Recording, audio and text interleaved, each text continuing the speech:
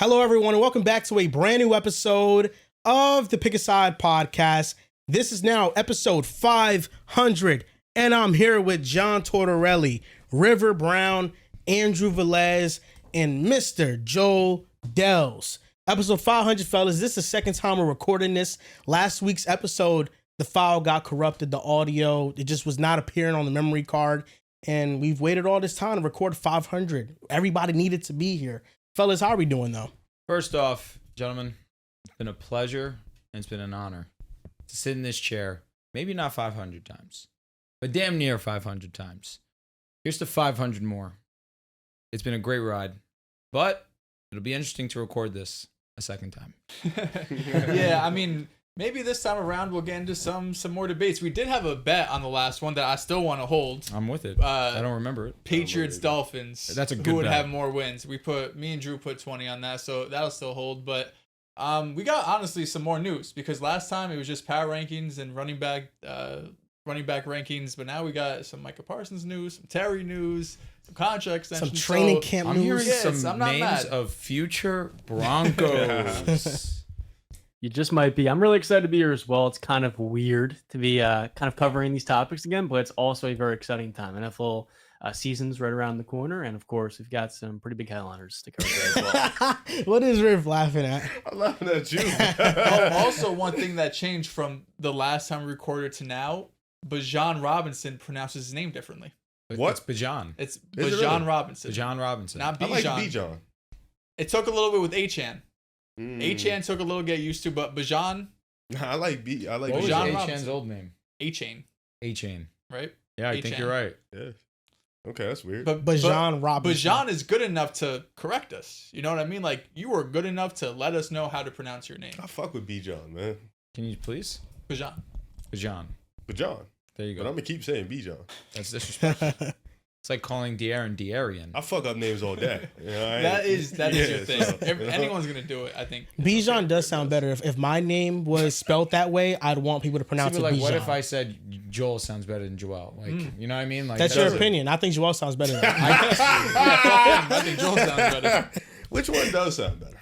That's a conversation that the comments can have. I mean, it definitely tells which one. Joel sounds or better. Joel. It's weird. I feel like Joel I like Dell's last name. is the better. way that you. Yes, I like Dell's last name. Dell's better, too. last name is smooth. His last Guy's name is trying good to- enough to be a first name. It's I don't know shit about Dells. that, Talk but nice to me. his name is smooth, like Dell's. Just You can see your last name being Dels?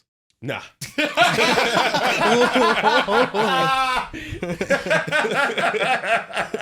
I think we laughed more this episode than the last week's 500. Already. Oh, Yeah. by far. It's gonna be a better episode. far, I think by far. we did a good job re-recording it. Yeah. Bijan Robinson. We were laughing a good amount last week on the EP. Yo, About Vegas. John, Who the fuck calls it an EP? That's Episode. a music Yeah, term. okay. Episode. I don't hate it. I call it. What EP did he before. call the shit when we was on the porch? He said the wrestling term. Oh, What it's he- Oh, graps. Real graps. Real He was graps. selling Real graps. Good graps. The No one's, audacity. of I've you. never heard anyone say that. It's that wrestling shit. It was like the first time I heard you say depoy. Like, it just didn't sit right with me. boy. Listen, I can't get a win today. Speaking of not getting a win, Kenny Pickett. Not looking good, man. I mean, when I was breaking down, analyzing Kenny Pickett's game, where I forgot to mention Who that would he's do made that? out of glass, and he's already, I think, a every week or two quarterback's gotten after, hurt in that camp except Flacco, like I've been a trying to tell week you. or two after we had that little debate, he immediately gets hurt. I think it's a hamstring injury. So tough spot to be in. But if they let him go in Tough that, spot to if they be in. let him go in arm that field, soreness. if they let him go Gabriel in that has field in something. preseason, Mr. Dallas, he's been a very good preseason quarterback. Give it Let up. me ask you He a has been a genuine great question. preseason quarterback. Has football ever been good to you? Oh shit. Yeah. If we're speaking about great quarterbacks, Mm. what Trey Lance just did in the Hall of Fame game, that was some great quarterback. It's about time, bro. He just needs a shot. I've been trying to say this, Riv. He might just never needs a get Can shot. I ask a question?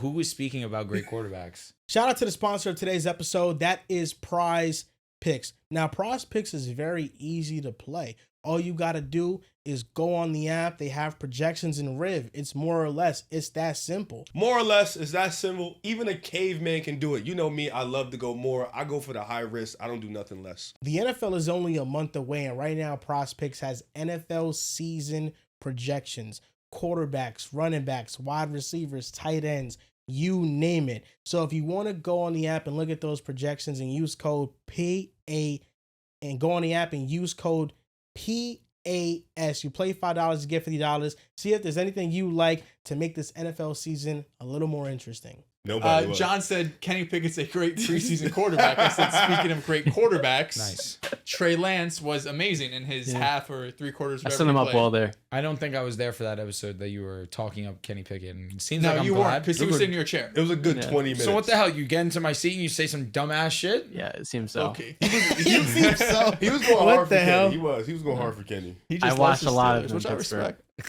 I mean, unfortunately, you were forced to. That's like me coming He out here wasn't and saying, forced. He like, did Drew that on Lock, his own. man, what could have been. It's like him with Zach. We all got a guy. It's Trey Lance, It's me with Cam Reddish. Fair. Hey, It is respect. you with Cam Reddish. You know what That's I'm me saying? with Grievous Vasquez. Legend. Why the fuck Legend. do you think I watched? You never watched Grievous Vasquez? Not too much. He's like the top of the top role players, man. You just capped. No, Is he's he? not. He's good. He's really good. He's one of those guys that when you built a franchise in 2K, you wanted him on your team. 6'6" brother point is guard, lying. You said the cream of the crop? cream of the crop. Why are you lying? No, he had a pretty good I'm gonna be season. honest. God, this Grievous man He had a is pretty good lying. season. I could name at least 40 better role players. No, he than just Grievous lied Vasquez. comfortably though. Like the way His he name's did- top of the They line all for a might role be player. active too. Grievous Vasquez in his third year in the NBA averaged 14 points and 9 assists. That's Was a that Derek for White down Toronto season. or Memphis? And you think he's an all-star. I said down season. This bro, Toronto? what? Was that Toronto? That was the Hornets. Oh, He that plays that well. makes so much sense. 43% from the field, 34% from 3, 80% from the line. You didn't had look to at add the the lines. numbers. You had to add the Yeah. free Wait, throws. what's- 14, 4, and 9. This is just one of your favorite players growing up? Nah, this is somebody I always put on my team for 2K. Okay. This wasn't like Kobe. No. Kobe's cream of the crop. He's number one all Yo, time. it really is funny He how all this time. Kobe shit is just like I talk about Kobe so much. Riv No. try to stop me from talking yeah, about the him. on last courts. year you've been Every on a time Kobe we've had a tangent. podcast, we talked about Kobe, short form about Kobe, a story about Kobe. It's always come up. Rolling up Kobe, like it really does. Like it's just Kobe. Kobe. I've heard so much Kobe this year. It's honestly dreadful. He's making up for the years and years and years. Just that he didn't silent. talk This about this it. new fandom, which I mean not new, restored maybe. I've always known it's Restored. Harden, Luka, Ant. Now it's Kobe. Yeah. It's kind of like an And Xbox 360. You stop playing it because you bought the Xbox One, but you miss it. So I Go went and back. bought an you Xbox go. 360 and I'm playing it again. I like that. Yeah. The Xbox 60 is all time. yeah, it's a great console. Maybe the It's best better ever. than the Xbox One. It's Yeah, probably. better than It's anything so after it's that. so awesome. I will say the Xbox 360 is amazing. My favorite game is on the Xbox One. What's your favorite game? There you go. FIFA 14. You're real. I go. Legendary. Come on. FIFA 14. I don't know if I ever peaked that high at a game than FIFA 14. Messi was on the cover, right? He was. I was amazing at that game. FIFA I was genuinely fun. was super good. I at liked it. FIFA. I made a vow to myself that when Madden comes out, I'm going all out. I'm trying to be one of the highest ranked players in the world. Oh, you're gonna do online or Ultimate Team? I'm gonna do online. Ultimate Team is, You is have too to pay bad. too much. Yeah, you have to Yes. pay too much. And Ultimate Team is my the cousin was stupidest telling shit me ever. about this, and I feel like it makes a lot of sense. But with these sports games, if you're building a my career player on 2K or you have an Ultimate Team, and you spend so much money on it, it should transfer over to the next year. Mhm. Like I shouldn't have to regrind my badges, regrind my overall to have my player back because you spend so much time on that Don't player, make it expensive. and then the year after it doesn't matter no more. Yeah, I hate how, that. That's they do it on purpose. 'Cause Yeah, they it know you're gonna sucks. spend. people gonna pay it every You just single spend the money time, every man. I promise you, when 2K comes out, they're getting $120 from me. 70 for the game and 50 for the VC. I'm already putting my mind to it. I was playing Madden 16 the other day, and I forgot that they removed this game mode called Draft Champions. Oh, Draft Champions was legendary. was That was the best. goated. That was the. I thought they still had it or a version of it. Nah, bro. At least maybe an Ultimate Team they do, In Ultimate Team they do, but yes. it's not like a regular game mode. Yeah, I back don't in the know day how it when they works. first started, it was separate, right? Yes, Yeah. it was. That's all I would play Me against too. the guys. Yeah, Like, we would literally only just do draft because none of teams. us were really grinding Ultimate Team. We would just all play Draft Champions, and you were able to play against your friends. It Maybe was they tough. have it now. I don't know. Maybe I just haven't searched for it hard enough. But no, you can't play no more because the servers are down. But Madden 16. yeah. But I remember when I used to play it, it was really cool just building my team out. Yeah. I built a team like that recently on Nerd Sesh, and it seems like I'm winning the vote for the all-time team. You know, I feel like man. when you just draft players in the modern era, it's like, you know, the NBA where everybody's so familiar with the players now. They're like, yeah. who the hell was this back then? Like, it's just recency bias Trust with me, me. pal. I know. It's like you just turn on a YouTube video of Jalen Green, and it's like you're watching 1998 Michael Jordan. Jalen Green, Franz Wagner. I say like we didn't. My goodness, these guys are insanely How the good. fuck did I'll you print say- Şengün. Yo, bro, be honest. Would you rather watch 60 Şengün minutes plays like he's of from the Franz 90s. Wagner, or would you watch 60 minutes of Jalen Green? Rather watch 60 minutes of Kobe. Oh my god. This is disgusting. I see what you did there. This is disgusting, Joel. Kobe Bryant against the Utah Jazz 2010 playoffs. Yeah, That's I'll be your tapped first in. Google. I'll be tapped in. The only Utah Jazz Kobe game I'll go back to is him dropping 60. I go back to those games with Utah, and I like their uniforms back then. The color scheme way better. You're talking about Kobe's retirement game, you know? 100%. Oh, yeah. He was chucking. I would have Oh, done yeah, the same OD. thing. He was chucking until he was hitting. Yeah.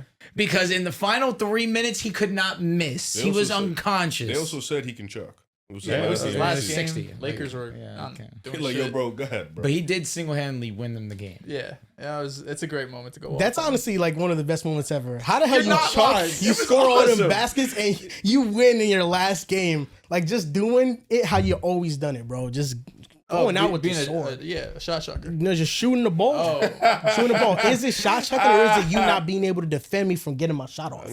I mean, he definitely gets a shot off.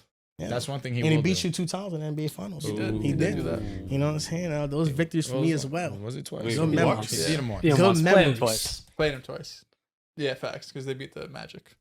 Yeah. I know you, man. He went back to back. Yeah. Yeah. Honestly, that 2010 win it counts as 2. Even though he played like piss water in Game 7? Yeah, Oh, game 7, yeah. Game got the 6 job was amazing. done. Yeah, 17 rebounds. I just hate Doing the little defending, things. hate. Doing the little Ah. things. Doing it that It was an matters. ugly Yes. game. It does. What are you doing when Final you're not score is scoring? what, 89, Know what I mean? 93? Are you impacting the game? He was. I- Yes. There's nothing He wrong was. with that. Mhm. You Nothing wrong. Can't knock I'm it. not. I'm If not LeBron here. had that stat line, he'd be crucified. Just saying. Well, he was crucified for averaging 17 points in the series. That's deserved. Yeah, in the finals. Yeah. Deserved. Even though there's been arguments I've read about how that wasn't a His choke. fault. Just It an wasn't a amazing, choke. amazing game plan by Dallas, you're 79, saying? 83? Not even that. It's just the offensive rating numbers with him on the floor. They actually produced high level offense, even It's though LeBron. he didn't have those points. So Mhm. it's an argument As of fans, whether or it's no not. gravity. Yo, shout out to It's- analytics. it's looking out for you. Yeah. It's an- Maybe I have to.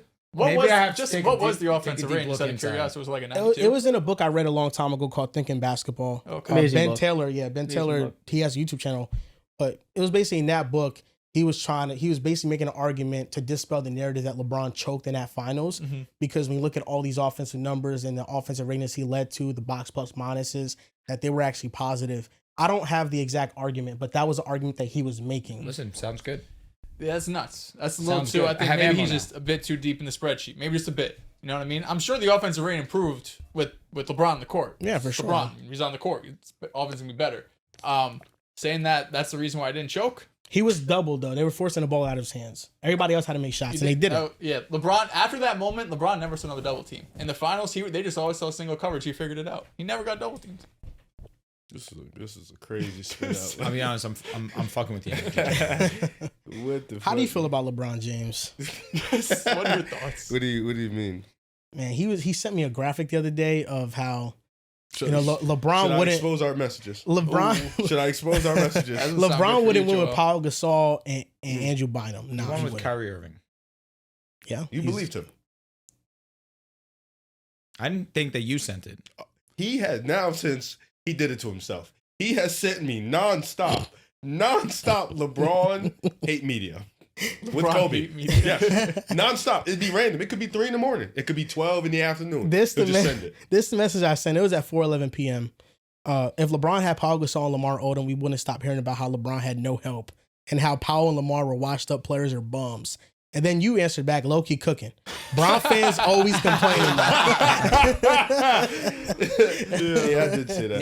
Name the best player I've complained about. Kevin Love. Fair? Yeah. AD. I've never complained about AD a day in my No? life. He's one of my favorite players ever. When now is he what- gonna take the pressure Now off wanting to play the LeBron? 5. I do wish he wanted to play the 5. I wouldn't. But he is better at the 4. You don't really complain. I don't. You don't complain. I don't. You just ask for more. Which I feel like fair. that's That's okay. fair. Yeah. Naturally, You that's asked what I'm for gonna too do. much. Like THT, I just asked you to do what you did Yikes. when you were playing good basketball. Yeah, no, he's- I wasn't asking the most of him. Those days were funny. Them THT per 2022, if I'm Per being 36 is transparent, dangerous. we should take it and pretend it doesn't exist. 2022. 2022, Andrew, outside of the finals year, like the postseason run, I really turned it up. Regular season, not so well. Happens to the best of us, man. You know, I feel like since we're talking about the Lakers, an all-time great with Kobe Bryant, we got to talk about what happened recently with Luka Doncic, who also is going to go down as all-time great. 3 years, $165 million. Let me ask you a genuine question too. Yeah. Did it kill you? No. Did you see that and said, "Damn it, No. Luka Doncic, I have to root for the Lakers now"? No. Andrew and I are gonna have to share a fandom for 3 years at least. I saw a picture of Luka and Kobe, and I said this was meant to be. Oh my This is where he needed to be at. It always comes back to Kobe, man. He always needed to does. be here.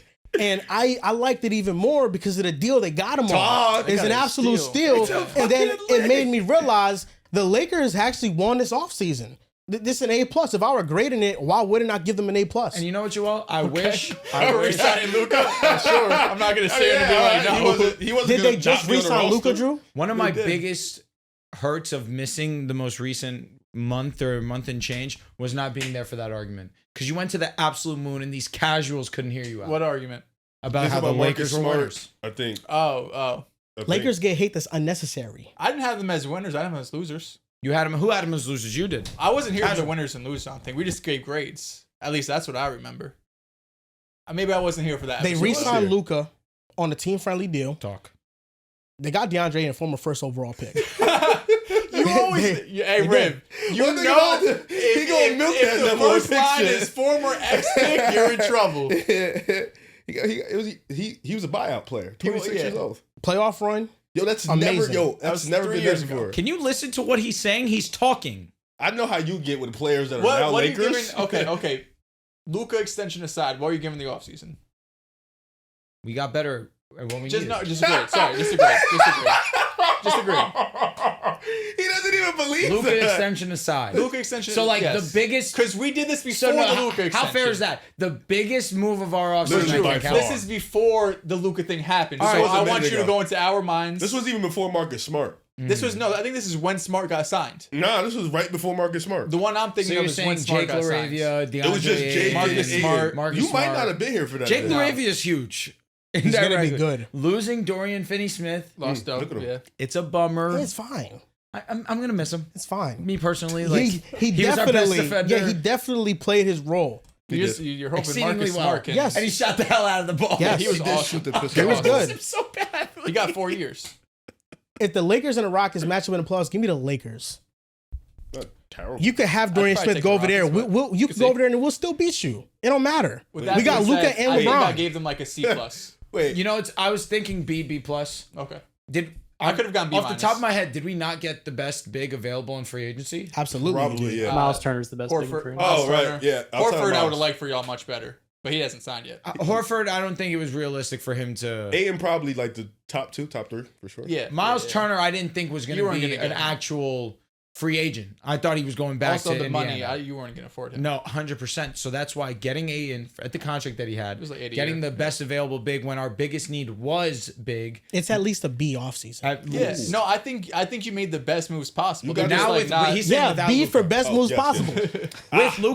With Luka, it's an Luka- A plus. Yeah. I just the double. that's a trick. B is tough. Like I said there's no C+. way Aiden and Laravia is a big. Marcus Smart. Marcus Smart too.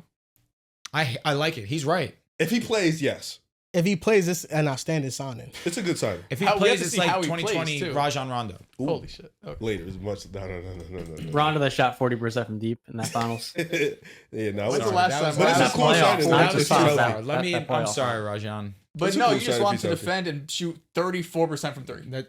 And the thing is, Rondo just far exceeded Yeah. such a go. He was the third best player on that team easily, actually.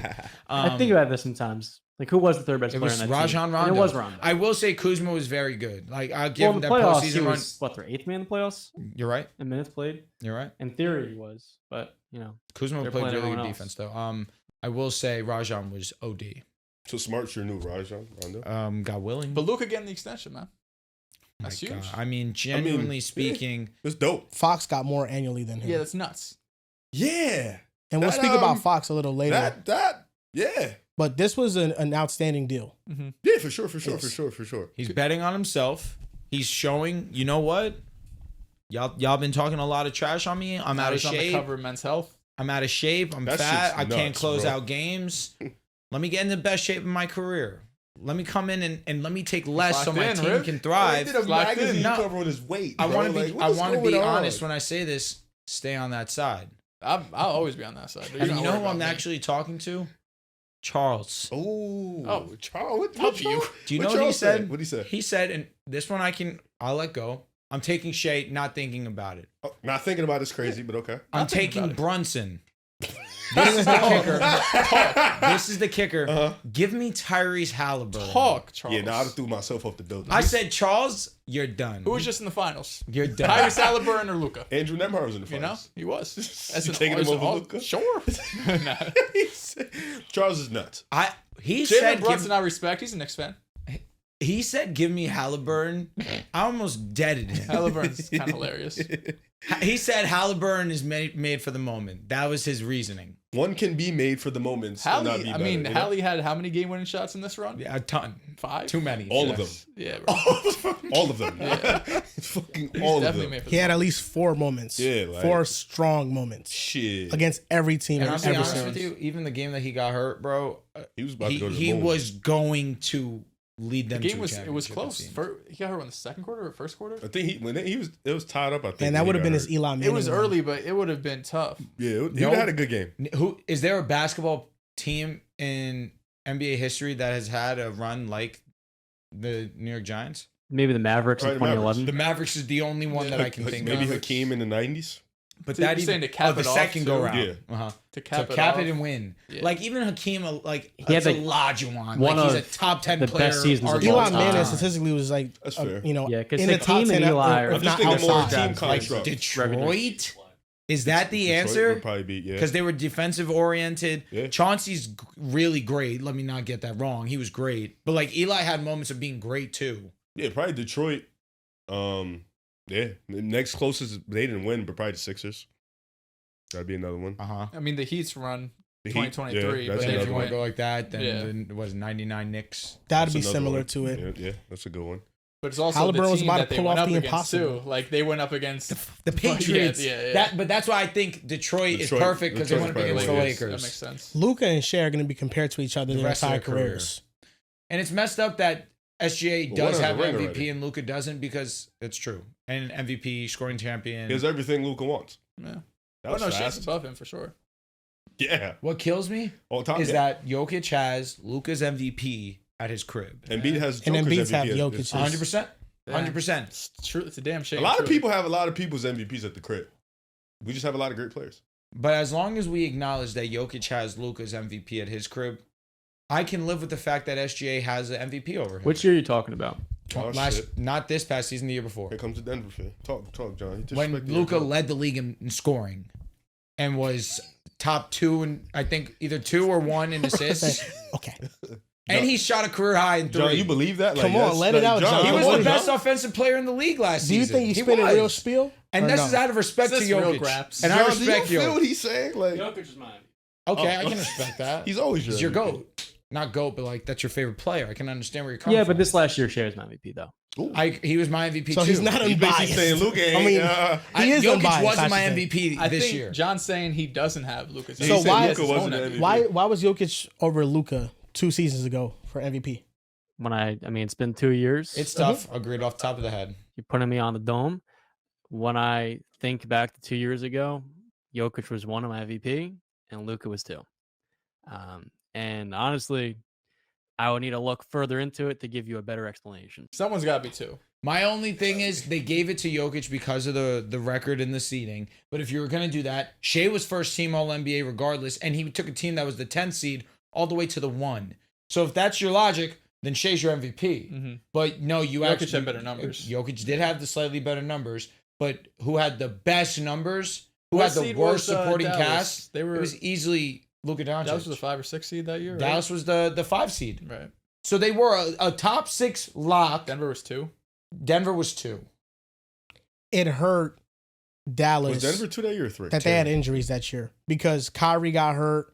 He missed 20 games. Derek Lively was hurt as Luka well. missed 20? No, you meant Kyrie. I was like, what? And No. without him in those games, they could have peaked much higher. They could have finished as a top 3 team seeding wise in the league, but because of those injuries, they didn't. And they weren't that far apart from Denver. Luka was my MVP too, but Jokic averaged a near triple double. Like he basically had this. He always has a similar season. He's had that for like the last 4 years. Jokic's didn't season Luka is similar. almost average a triple double too that Yeah, year? Probably. 34, 9, and 9. Yeah, he was bro. It's one of the best guard seasons ever. Truthfully, Yeah. One of the best second place MVP seasons. he was actually third. Third? He was third. Who was second? He's a dick, Shea. bro. Oh, right. Shea was right. the first seed. The best number 3 MVP season we've ever seen. I just feel like all it's Probably. going to take for Luka to win MVP is for his team to be one of the 3 best teams in the West record Now wise. he has the Lakers prop to him too. So yeah. And I Lakers think PR he'll team. do it. I think he's going to win MVP Go both When? ways. this year. This year. Yeah. You locking that in? No, Yeah. guaranteed. Luka's winning MVP. I think he's winning MVP. I Okay. think this is going to be his season. So There you where the Lakers are a top 3 seed? Yes, I they think will be. I think there's a statistic where if you're like a top 3 seed, it's very hard for you to lose the MVP. Like more often than That, not. I mean, you that's win. probably why he lost it 2 years ago. I mean, Jokic won as a 6th seed. Yeah, that's kind of the outlier though. It's a few outliers for sure. Yeah. I'm not gonna say it's not. Nobody also played. I See, think that's also the thing that bothers me. Jokic was a 6th seed and won MVP. Campazzo was his Where point the guard. hell was 1000% fact? But again, Dallas That's dealt rough. with some injuries too, and Luka was, Campazzo? understand. That's rough. PJ Starting. Washington So much Oh better my than God, Campazzo. clears him. So He's a much needle better. mover. For what? Making the PJ NBA Washington won them a finals. playoff series. Fucking dead. And then what did he do my after? Goodness. Hey, Played He good won them the defense. most important series because after that they just dog walked me. Well, the Nuggets That's like comparison me for saying- PJ is Aaron Gordon. Campazzo's a point guard. Give me Aaron Gordon 100 no, for million sure. percent. He's there. definitely better. sure. Like Matthew Dellavedova, like that's the composite. yes, for sure. For sure. But honestly, give me Dellavedova. By He was far. made for the moment. Legend. Yeah. That's a Cav legend. Made for the moment. Campazzo just He said, "I wouldn't wish guarding Steph Curry on my worst enemy." So what, you think you got Shea over Luka? in terms of what? He's a better player. It's close. I know it's close. I'm asking for your opinion. on I who's better. personally don't think the whole Shea's a much better defender thing really sways in the argument Why not? because I don't think he's an elite defender where it really tilts the scale. Okay. I think really it's just who would you rather have on the offensive side, and I think SGA as a floor raiser on offense right now is like the best in the league, and as a ceiling raiser, you could just put out like pretty much any bad offensive lineup. Any 4 with him. And SGA can just generate so much offense. So I'd probably take SGA. Remember when Luka was running with Willie Cauley-Stein? Putting up buckets. Oh, He made the conference finals with Reggie Bullock, DFS, Dwight Powell, Mm-hmm. and Brunson, who people did not know was Brunson yet. No. That was in 20. He showed the flashes against Utah. He did. That he did. He chalk. did. That impressed me. He did. He torched Utah. He outperformed Donovan Mitchell. He did. Mm. He did. And when it's all said and done, He'd we'll had look it at done. Jalen Brunson as the better player. Then Luka? You talking about? I think the Donovan dog. Mitchell. Oh, I thought. I mean, Charles isn't that off. Calm down. So let me ask you something. Right. Outside of 3-point shooting, what do you think Luka does better than Shea? He's a better post up player. He's a better passer. Better playmaker. That's the biggest thing. That's really it. Better. I don't want to say he's better at the rim. I do think Luka's really good at the rim. His efficiency at the rim is elite. Yeah, they're It's both. just Shea's getting there more often. It's really a pick your poison now. thing. Like, whew. You're right. Now he's getting some quickness back. First Low step. key. I don't want to hear you respectfully. Maybe he bro. gets I'm not gonna lie. If Bag he a gets little the bit? quickness back, it's fake lip. But If he doesn't starts really need yamming it again, bro, I'm be honest. OD. He had what? Uh, One dunk last year, was it? Was it one? I think it was 1 or 2. He Yeah. stopped dunking a minute ago. One? But I mean, like rookie Luka, second year know. Luka, he's yanking no, he it was for catching sure. posters. Yeah. He has highlights, but he's not doing it consistently at all. His rookie, you're saying? Yeah, like no, even his second no, year. for or sure. something No, like he's that. not fucking John Moran. You looking it up, John? But I mean, he doesn't show that at all anymore. You know, Yeah, I don't feel like he really needs to. you're not wrong. He's still able to average 30, not having it. You know, I do think they're in the same tier. I still think Luka's a Luka top did guy. have one dunk he's in top. Yeah, Luka's number 2025. 4 to me. Luka had one dunk in 25, and he had 2 dunks in 2024. Jesus Christ. What about before then? 12 and 23, 7 and 22, 11 and 21, 14 and 2020, and then 25 as a rookie. Bro just don't dunk.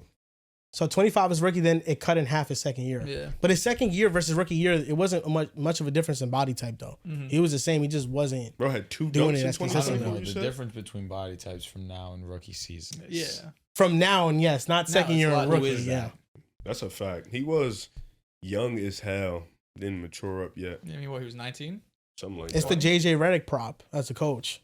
It's helping him a lot. You Nice- told me nice he figure. wasn't talking about Luka when he had those comments. He was talking about the team. Okay. Luka just took that to Personally. heart being on the team. Yes, he That's a should. great As He should. listened to his coach. That's great- actually a yeah. great team player. That's what I'm saying. If you're asking me, Yeah. yeah. I agree. Yeah. I'm not. See, you're not wrong there. As he should. You know what I'm saying? So MVP, Luka. It's Luka's MVP, time to get his get back. Lakers It's time top for him to 3 get his seed. accolades. Lakers win it all this year? Nah, I don't think they got the roster to, but I Ah. think they're kind of like if they make one move at the deadline that can swing things for them, they could be So in he's it. still Yeah. not going to have no Larry? He might. I'll tell you this, bro. What move at the deadline would they be? Even Luka's even getting make? 2 before Tatum's getting 2. I'll take Tatum. He's already halfway there. That's what I'm saying.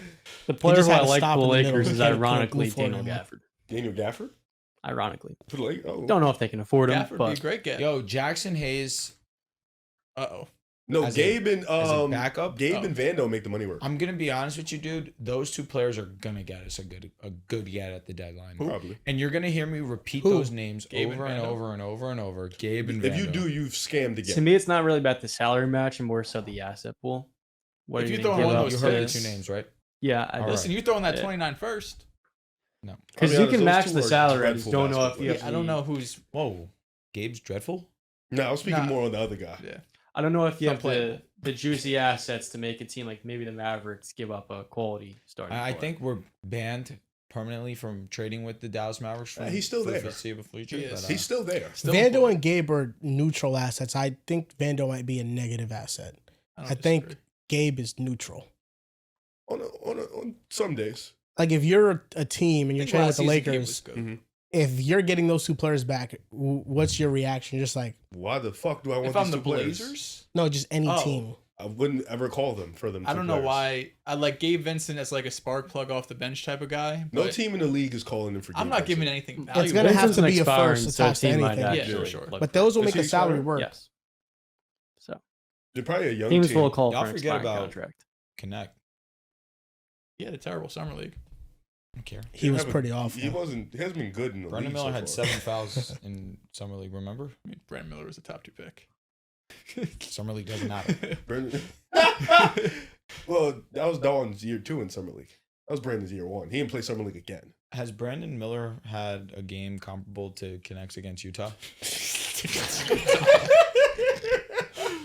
Holy shit. I'll be honest, trade Dawn. Shit, see what you could get. He did drop 37 that game on like 16 What are you shots. getting I for know. Dolan Connect? It got us Mark Williams. What Yeah, did, it almost what did, did the yeah. team But you sell? also had a pick, no? We 2 did. picks? 1. It was 1? Utah gave up all their players. There was also that report saying that teams aren't viewing Dolan Connects. The way that they once were. Yes. Could you Rightfully guys so. get Malik Monk? I don't know if we would. He's only at $20 million. I wouldn't say we would because we have Reeves already. Yeah, I don't know how Need many more teams are defender, selling right now. Definitely Unless don't we need him, trade Malik Monk. Reeves for a fringe all-star, we're not getting better. Yeah. We're not. That's just the truth. Unless we trade Reeves for... Man, I can't even name somebody that would actually... Jared Allen. That's the name that I thought of. I don't think Cleveland I would do don't it. think that makes sense for them. No, it It doesn't. doesn't. They have too many guards. Jared Allen's the type of player though that would ideally be someone they'd be interested in acquiring. And they 100%. Jared Allen would be perfect with Luka Doncic. And Jared Allen and DeAndre Ayton as my 2 bigs after having strictly Jackson Hayes. and Alex Len. But I don't know. I don't. Hayes is still in the roster, right? Yeah, back I'm up. happy with that. He'd be the But third. I've said for a while, Jackson Hayes is a good backup. I don't want Jared Allen. I feel like Jared he's Allen. a good backup. He doesn't show up in the moments that it matters most. I feel The like lights were too bright. I can't believe That's it. what I just remember don't him get it for. 'cause He's what does he has to do? He has to rebound, defend, catch lobs. Like it's the He physicality with legitimately him. stops rebounding in the playoffs. I don't know how the lights. I just don't view Jared Allen as Soft. Luka's He's Paul gotten punked Gasol. by everybody. Luka Miles needs his Turner, Pau Mitchell Gasol. Robinson. Oh, okay. Yeah. Luka needs his guy. Well, until LeBron, as long as LeBron's there, I don't think he's gonna get his Pau Gasol. You know what I mean? LeBron Like, might that's- have one more year left. I'm not arguing against that. I don't think he's retiring this year though. I don't know. Nah. He said Yo, one this more year. might be the dumbest thing I ever said. Is Franz available? No shot, bro. Do you think Austin Reeves No, and no. 3 first-round picks could get me Franz? You're trolling. I'm trolling, but I'm Is it- also asking a Isn't question. Reeves older than Franz? They need a guard. They Yes, just traded for Desmond Bain. it's true.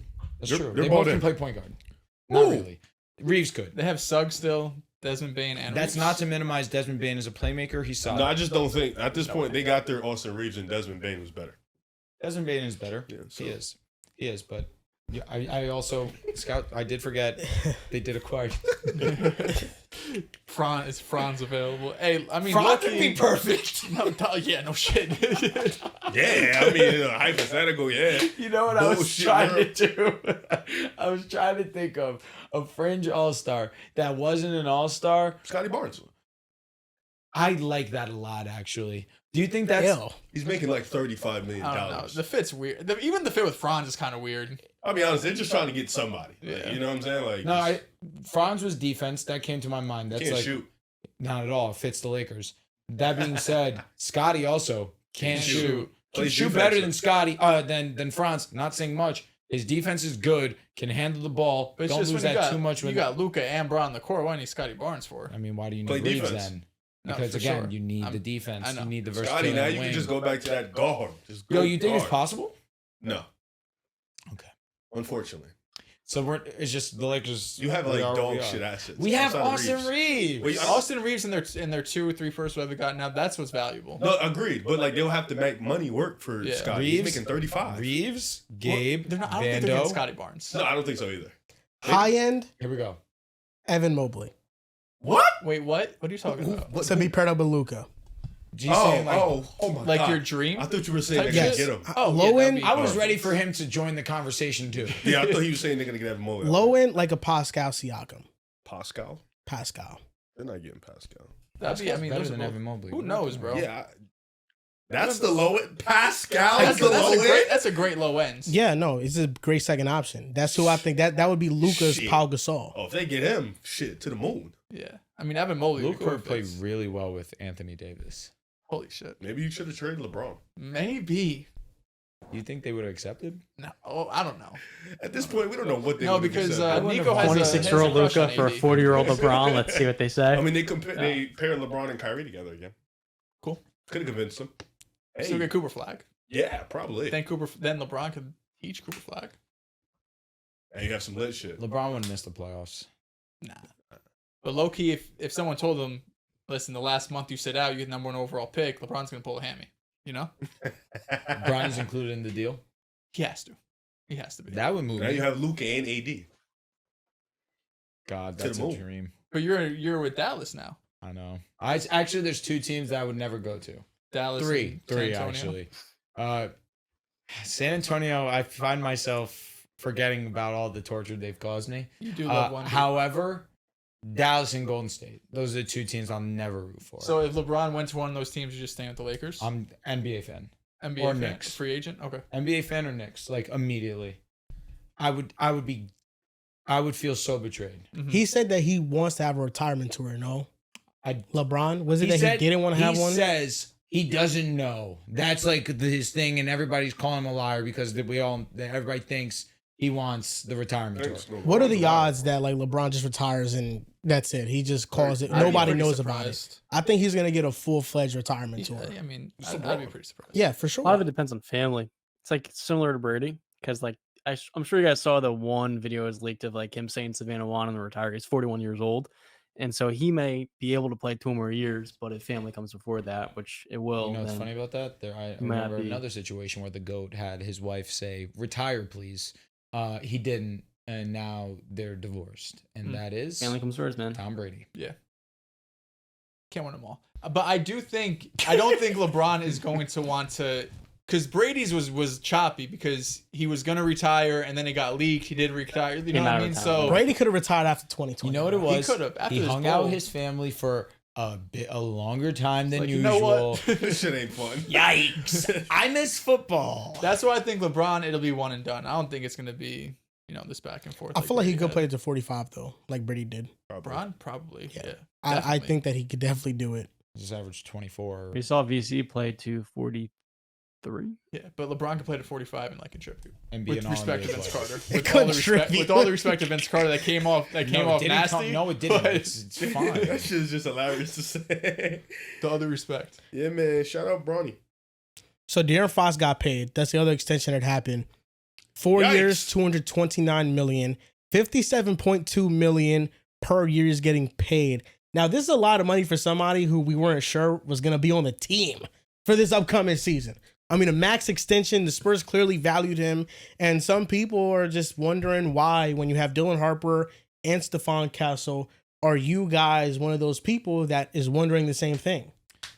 Fox got $57 million. It's a good time being an NBA player. As honorary Spurs Nuts. supporter, Crazy.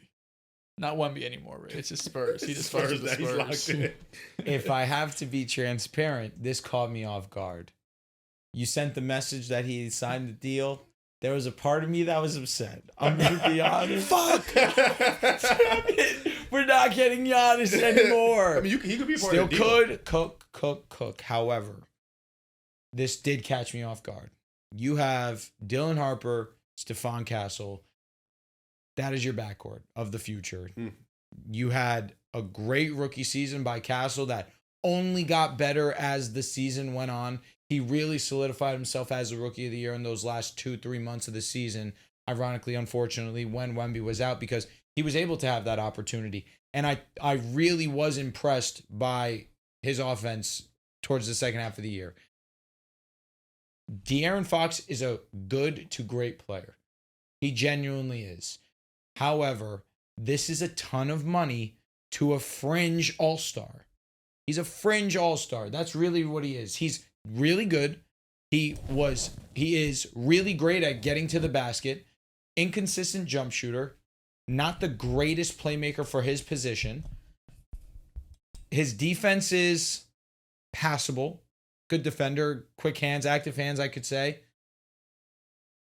I just don't know if the Spurs were the team to give him almost $60 million because of the depth that they do have at the guard position. Now, don't get me wrong. The Spurs are in the business of keeping talent, collecting talent, especially when you have Victor Wembanyama. You're trying to build a culture. You're trying to build a winner very, very soon because you know that it's going to become contract season and you do have rights for Wemby for a while, but you don't want him to even enter the idea in his mind that, hey, the grass might be greener on the other side because this team doesn't know how to put a team around me that's going to compete.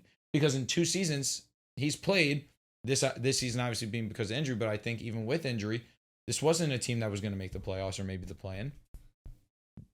This was best case scenario if you're a Spurs fan, realistically, getting the number 2 overall pick.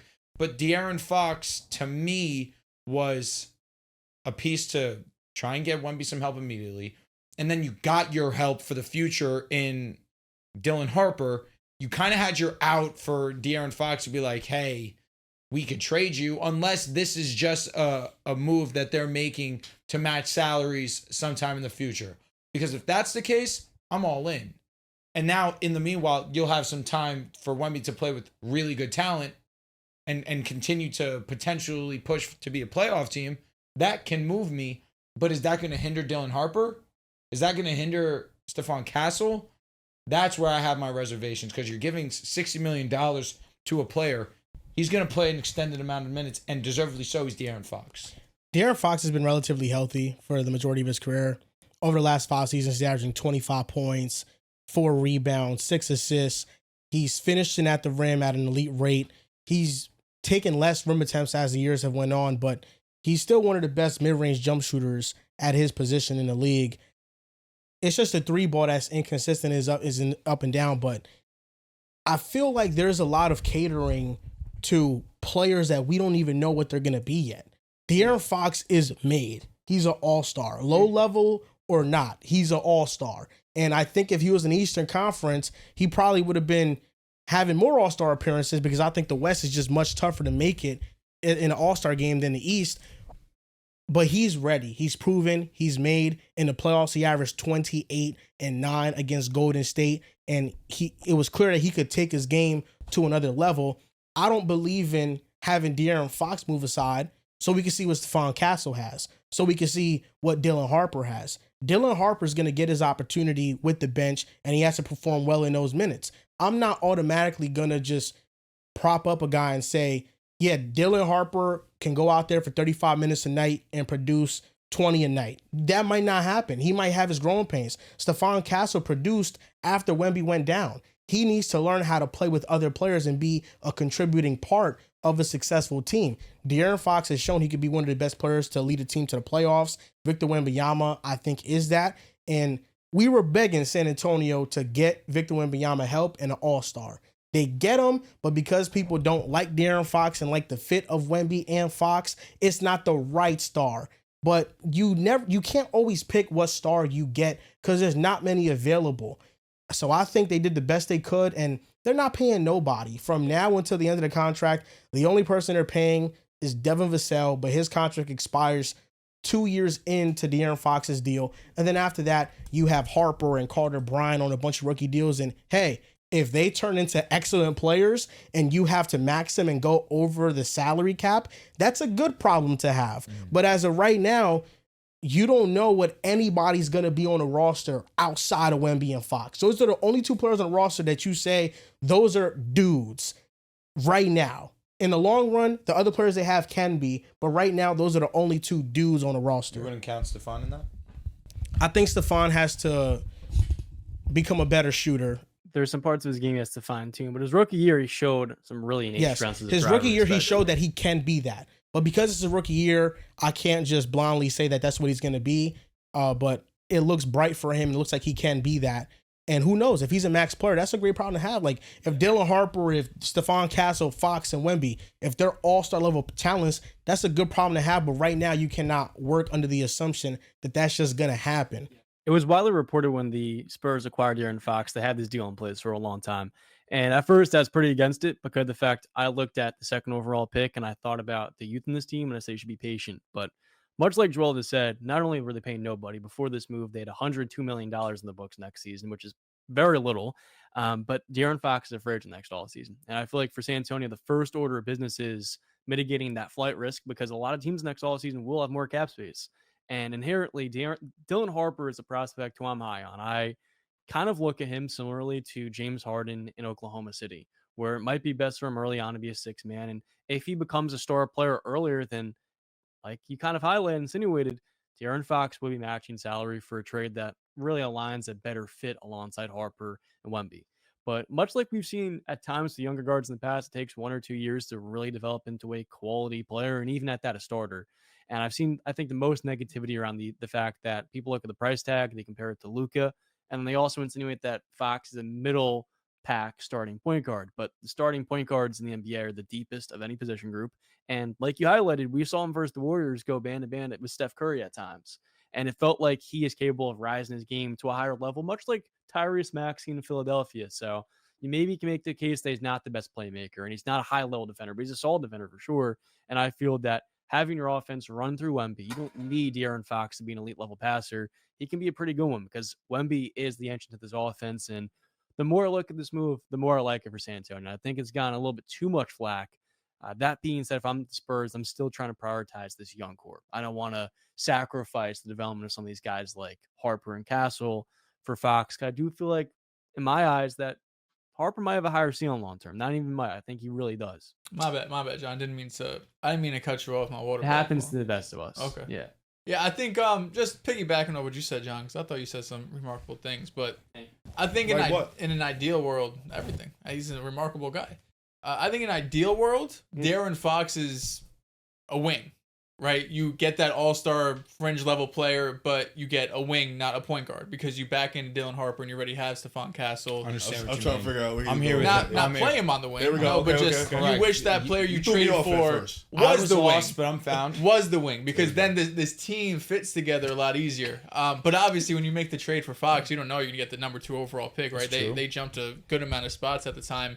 Even having Stephon Castle, I love Stephon Castle, but just based off his rookie year, you can't just assume he's going to turn into a guy that's going to be like an efficient 20-point per game scorer that could fit along Wemby. So Fox, like you guys said, is that right now.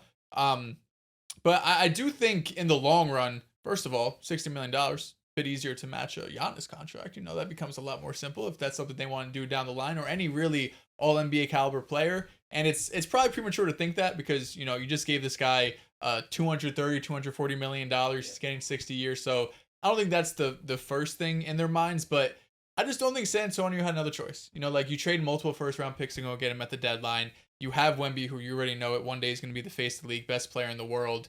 You want to have someone that's ready for him now, that could play with him now. So if Wemby, all of a sudden next season, like, it's not the realm of possibility that Wemby's a top 5 player. And if you have a top 5 player on your team, you could be a top 5 seed in the Western Conference, right? Like, obviously they need some other things to go right on the roster, but if you have that level of talent, he can carry you to a fantastic regular season. So you have Fox there just you know, to be his Batman, to be his Robin, to be his number 2. And in the future, though, I do think that's when things get interesting, because they're not having to pay anybody. And if they are able to find a more seamless fit alongside what I'm projecting to be Stephon Castle as, like, the real long-term number 2 with Wemby, now we're looking like a team that's more complete. But for right now, Fox is awesome. You know, we just did our point guard rankings. He was I think we had him as a low-end all-star. But he's a guy that's already shown to average, you know, 25, clutch player of the year, all-star, be efficient. So I think it's the right move for the Spurs. It caught me off guard. I won't lie. It definitely. I'm more on Drew's side of it, where just seeing that he got paid $57 million definitely threw me for a loop. Especially with the way their offseason was, basically going extremely young, not really making too many moves in terms of trading for vet guys, or not going super all in on this, like, year 3 insane leap, just trusting in the draft, trusting in the process. So picking up Dylan Harper, picking up Carter Bryant, 2 super young. Carter Bryant, I believe, was the youngest player in the draft, or one of the youngest players in the draft. He's young. Dylan Harper's young. You're a big fan of Carter Bryant. Big fan. Like what they did in the draft. Type of guy, man. I think it's interesting because just looking at it, you know, Fox this year upped his percentage in terms of just spotting up more, you know, being less in transition, you know, being more on the ball, isolation and stuff like that. And I always felt like transition was a part of his go-to game, and kind of has dipped, like you mentioned, in the just being at the rim. Still extremely efficient at the rim, but just dipped in those attempts, taking more three-point shooting. What worries me is, like I mentioned, a lot more in spot-ups this year. Obviously, it's still going to be a funky number because Wemby, I don't think they played together, if I'm not mistaken. Minimal. Or it was like 2 or 3 games, if that. So it's a tricky number, but they tried to use Fox in spot-ups more. 3-point percentage is really low this year, just in terms of relative true shooting. So that's something you want to see improve, because like you mentioned, Wemby's probably going to have the ball most of the time, with, of course, Fox being that number 2, that Robin to his Batman. But you really need Fox to be a good shooter, because most of the time he's primarily going to have the ball. And if you want to, you know, help Dylan Harper, help Stephon Castle, there's going to be times where the trickle in, you need Dylan Harper to have the ball in his hands to be effective. There's going to be times where Fox and Harper's going to play together. Fox Castle's going to play together. There's probably going to be a moment where all 3 of them are on the court at the same time. And Castle has yet to show he's a good 3-point shooter. Fox at this point hasn't been a reliable 3-point shooter. And Dylan Harper's jumper in college was up in the air. Yeah, so, and then Wemby's jumper is still a little bit sporadic at times. We know he does with the ball in his hands. But I think that's going to be the issue. But I think it's a good bridge. I think still you're in the benefit of keeping as much talent as you want. And one of y'all mentioned it, I remember. In terms of just the Giannis thing, if you do want to go get Giannis, this is a good contract to kind of throw in there. Like, hey, we have Fox. We could shoot you 1 or 2 other young players. The money will work. We can throw you a plethora of draft picks. You know, maybe we can bring him in. You can still try to remain as competitive as you want. And Fox is still going to be probably a really good player, a borderline all-star player at 30, 31 years old. So I think the money scared me a little bit, but for the most part, Fox has been relatively healthy. You still want to be competitive. Dylan Harper, Stephon Castle, I don't think they're ready to be point guards at this stage of their career. Fox is. You need a starting point guard around Wemby. You need some form of talent, so you don't want to just let him walk. Mikal Bridges also got extended. 4 years, $150 million. Took $6 million less? He did take a pay cut. Yes, he saw the cap take a pay cut, and he followed suit. $37.5 million of course, annually. Brunson's the one who started this. 37.5. Is that really a pay cut? He took, I think, 6 less than the max, no? I feel like that's around his value. Yeah. OG got paid $40 million. Deserved. I think OG's a better player. So much. Yeah. So much. I lied. So, I mean, more he can't valuable. be So much more 37. valuable. Mikal had the 2 biggest plays in Knicks history in the last 25 years. When OG plays, you Knicks guys are history in the last unstoppable. 25 years. No, it's a fact. When OG plays, you guys are unstoppable. I'm be honest. I'm not even thinking twice. Yeah. Like When it's you guys OG are unstoppable. super comfortably. I think OG's better, but I don't The 2 think biggest plays is funny. I don't but think it's a that fact. OG oddly No, he's so much true. more is like valuable. I don't think OG's like 10 million annually per year more better. Well, I don't think OG's $40 million. Like if OG's 40 million and Mikel's 37 and a half, I think that's Do you know about who fine. was making $40 million this past season? Who? Fred VanVleet. Well, we know That's a high. We end know why he got example. that. We know why he got that money. You know, They had I'm to just pay saying somebody. when he got that money, based on when Mikal he for got that 37 is money, fine. compared to when OG or I hope you can understand what I'm saying. No, we get what Fred, you're saying. when he left Toronto to go to the Rockets, his reputation then compared to OG's reputation when he got his $40 million, I would still take the OG Anunoby. People are really against the OG contract, and all season ago, consensus, Mikel's the better player. OG stayed healthy this year. He Yeah. was having a career year It's really offensively. the health thing. He had And the he's run in better- March. He's the better defender, especially in You guys lost isolation. 3 games with him in the regular season, right? Like when you first acquired him.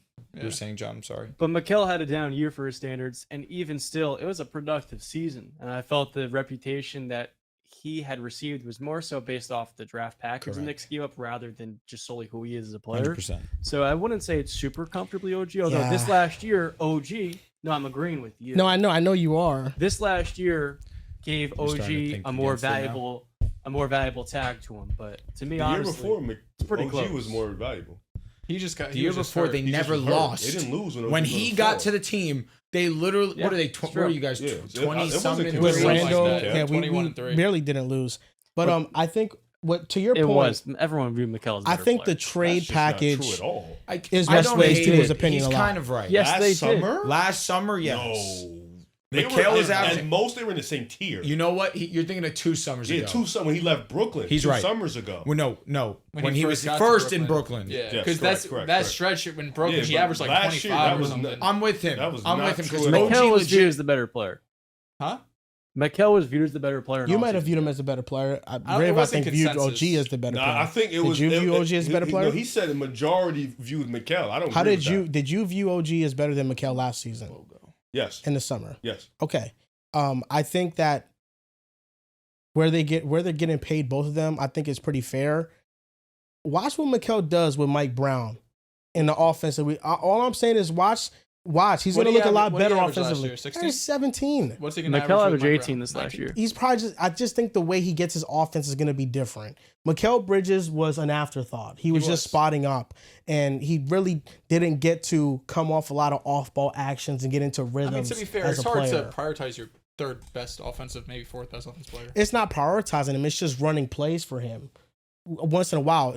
Brunson doesn't need to have the ball Prioritize 99% of the running plays. time. Brunson You has- could argue synonyms, Brunson but I has- also understand your sentiment in terms of Mike Brown. Brunson- He's just a He's a better better offensive offensive coach. He is, but Brunson sometimes has tunnel vision. I'd say that too. I just also think the offense, we just didn't run anything.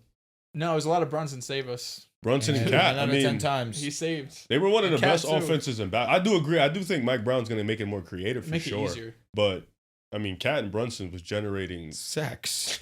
Yeah, It was so good. and they were like one of the best offenses in Yeah, basketball. Mikel averaged 17.6 points per game. So we'll give him 18. Yeah, Yeah, so he he rounded- averaged he close to rounded it. 18. I don't think Now, I what don't are think the his points per efficiencies? game is going to jump, but I agree with you. The way he gets it should be easier. Like, I feel like we saw that in flashes in the playoffs when Brunson was on the bench, and in the fourth quarter against the would take off. Celtics, Yeah, he had Mikel was the 12 one who would straight in rattle that off. game. Yeah, he Three, would was rattle it? off a string of buckets, and I feel like he's capable of that. Like, your star doesn't have to carry you every quarter. Like Brunson, first quarter, end of the fourth quarter. That's when you do your most damage. Start of the third quarter, when you start a new half, you go all in. But those other minutes, those are for the other guys to get Strongly going, agree with get that. a rhythm. It was a good deal. I mean, 37 million. That's what. Did you guys see the Jack Jokic Showstar tweeted and he got a bunch of shit for it? What was What? it? I saw he got deleted. He ended up deleted, but I deleting didn't it. see what it was. I forgot exactly Brunson how he worded took a it, pay but he cut was just so he basically could pay like, the 3 other guys. say it again, John. Sorry. Brunson took a pay cut just to pay the 3 other guys. Yeah, he said. So it was something about like building a team, and all it means is just you're just paying everyone. And I was just like, well, kind of is building. I saw what he was saying, like more so like maybe they didn't go out and get someone else, but they did pick up Yabu this offseason, Jordan Clarkson. Why did he delete it? a lot of people were just like hating on it, just like disagreeing with it. Knicks fans are are insinuating. ruthless. And I don't know, maybe he was trying to word it differently or just had it came off wrong or something. But it just. But I know it what he was meant though. I so mean, crazy. you basically Brunson takes a pay cut just so you can overpay these other players. Basically, what is what's talking about? Because like Cat, he has still a pretty bad contract. There's a lot. Cat's overpaid. Ton of He's money. getting paid. Very good player. I hate All-star. that sentiment. I mean, he's getting paid top like. Cat's Cat's an awesome player, but he is also AAV? They just went to their first ECF. yes, but worth individually. every dime. Individually. He's one of Cat- the greatest shooting bigs of all time. Because you're gonna just say player. You don't think Just it's like- an issue that Brunson and Cat's minutes they're negative? That's more of an indictment on the two of them together. And that's the thing. If you're paying Brunson that much, you got to Bro, get a Cat player is that the fits 13th better. highest paid player in the league right now. He's not the 13th best player. Next No. year will be the 9th. He's a highest little paid. bit overpaid, but he's still an exceptional player. OG 40 million. You could maybe argue it. Mm-hmm. You know, Mikal 37. I mean, possibly. The salary caps are going up so stupidly. People are getting paid a ridiculous amount But of to money. be fair, the players that are getting paid around Cat, I mean, Jaylen Brown, Devin Booker, Cat, LeBron, Paul George, Kawhi, Zach LaVine, Evan Mobley, Jamal Murray, Donovan Mitchell. and did you Lillard. hear one of It's those only- names? It's only a few of them for real. Paul George, Zach LaVine. Bradley Beal's number 10. Zach Levine. But the whole point was they were due, Yeah. and they stayed with their team. I think what you're saying, though, is valid where, yes, like Brunson took a pay cut for these other players to get paid, but the reason why you're not over the second apron and you're able to pay OG, you're Because able to pay Brunson's the Mikal, GOAT. is because of Brunson's deal. Like, Brunson's deal is the reason why this team is still together. Had Brunson took more money, Yo, this team, we'd Not a lose at least chance. one or two of these players. One of these players wouldn't be here, and the depth that we just got in free agency wouldn't be 100%. here. he's such a better man than me.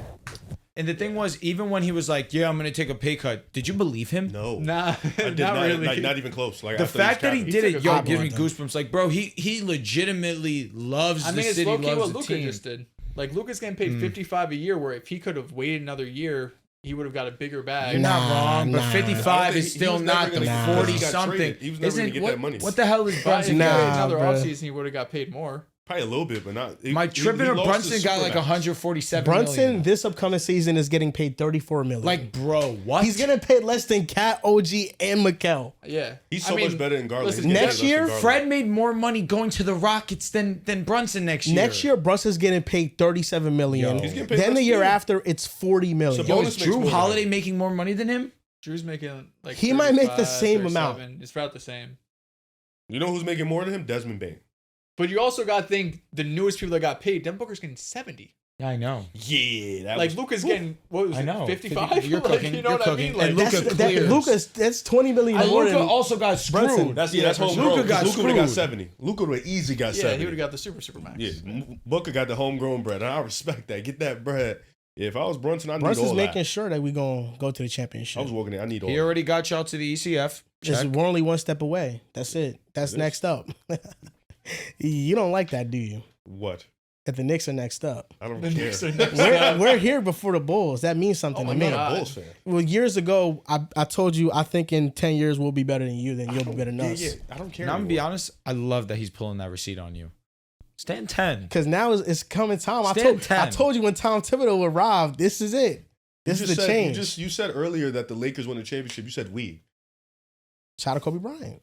Shout out Kobe You Bryant. said we. That shit is void. Shout out Kobe Bryant. Shout out Luka. And you my guys God. win. I will be at that parade in the city like I'm a Knicks fan. We're out. You really would go there? It's What? too hectic for me. Well, I I would did love. not I even love go. shit like I would go there for sure. I'm out. I get claustrophobic, bro. Them Outside? shit. Then, well, yeah, It's you're in a crowd crowded. of people. Absolutely. Nah, they I've show never, out. I've never heard about that. It's nuts. No, I'm saying claustrophobic outside. I thought it was like more in tight spaces. With the way that it is a tight Claustrophobic space. is just tight spaces. I mean, bro, It's- New York City. I love outside. Have you seen- I'm a you've little seen the different. videos, Yeah, correct? I love outside, man. Like, Mom. I'm outside. I'm out there with my shirt. I would be fun. It was fun as fuck in Boston. Nah, it was boring. It was lit. It ain't look like lit, Yeah, to be honest. it with looked you. like you was just standing there with your phone out. I was having the best time. Of Like my it felt life. like a good moment, but an afterthought. You You was know, just watching men It was get on the legitimately boat. like top 3 moments of my life, probably. like if the Knicks Pretty shit won, moment. Damn, your you got. life must suck. Got him. It's awesome. if the Knicks won, it'd be a moment. It'd be a movie. moment in history. Yeah, because etched y'all in never stone. win. Oh, Facts. shit. Yeah. it would New be York. a moment. Yeah, that too. It would break the Because internet. no one in New York has really won. We'd get videos Giants. on That's what TikTok I'm all saying. day long. It'd be a viral It's been 15 sensation. years. The Celtics was just like, as here today is gone tomorrow. We did it. That shit definitely was a sleepover. Like we ain't really fuck with Dude, that too and much. actually, in hindsight, I have to give flowers where they're due. We did it is iconic. It's fucking hard. I hate that it is, but it is. Oh, man. For the meme alone. I love it. We For the did meme that. alone. Oh man, We did it. there's a lot of modern players that have tried to replicate old stuff, and it just doesn't come out the same. What do you mean? What are your options, or what are your examples? Jason Tatum's moment, copying KG, is one of them. Yeah, that shit was garbage. Didn't Jason Tatum also try to replicate the Kobe picture? That was his. That was the moment when people turned on. The Heat. You're saying No, the moment where people turned on he did it when Jason we won Tatum. It. We went He to sent that text Okay. to Kobe Sent the before text Game to 7. Kobe. I got you Then he today. screenshotted this He shit. did- Did you see posted it. J-Dub what he did? Like his free throw that he was taking? And you saw The the finger. posting it part I didn't hate is that really one. what Yeah, made It shouldn't was have actually posted good. that. I like didn't the finger. I mind thought it. that was cool when he had the Yeah. finger. I thought that was cool. I didn't mind it. It was like, this is worse than anything Jason Tatum has done. Yeah, they just be Hey, people they defend hate him, him, bro. Nah, hate yeah. him. They They also do. defend him. They do. If I was a Celtics fan, I promise you, I would treat Jason Tatum like he walks on water. It's nothing to that's what I defend for do. the next year, but you'll be back next I year. know. Hey, champion. Yeah. Gotta Champion. let that shit go, bro. Champion. This is where I have to draw the line. It's gotta be a double standard here. Like, come on, literally, at some point, John, we got to draw the line. He's got a fucking championship. Yeah. This guy, we're talking about Quinyon fucking Mitchell. Every champion. show. That shit was a couple months ago. It was fucking It was- Quinyon Mitchell. It was also So- 2 years ago. The Celtics chip Celtics. was 1 year ago.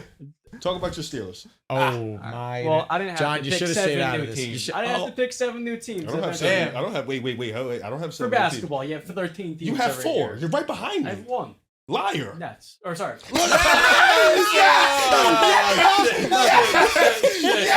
Oh no! Yo, you folded. He said one.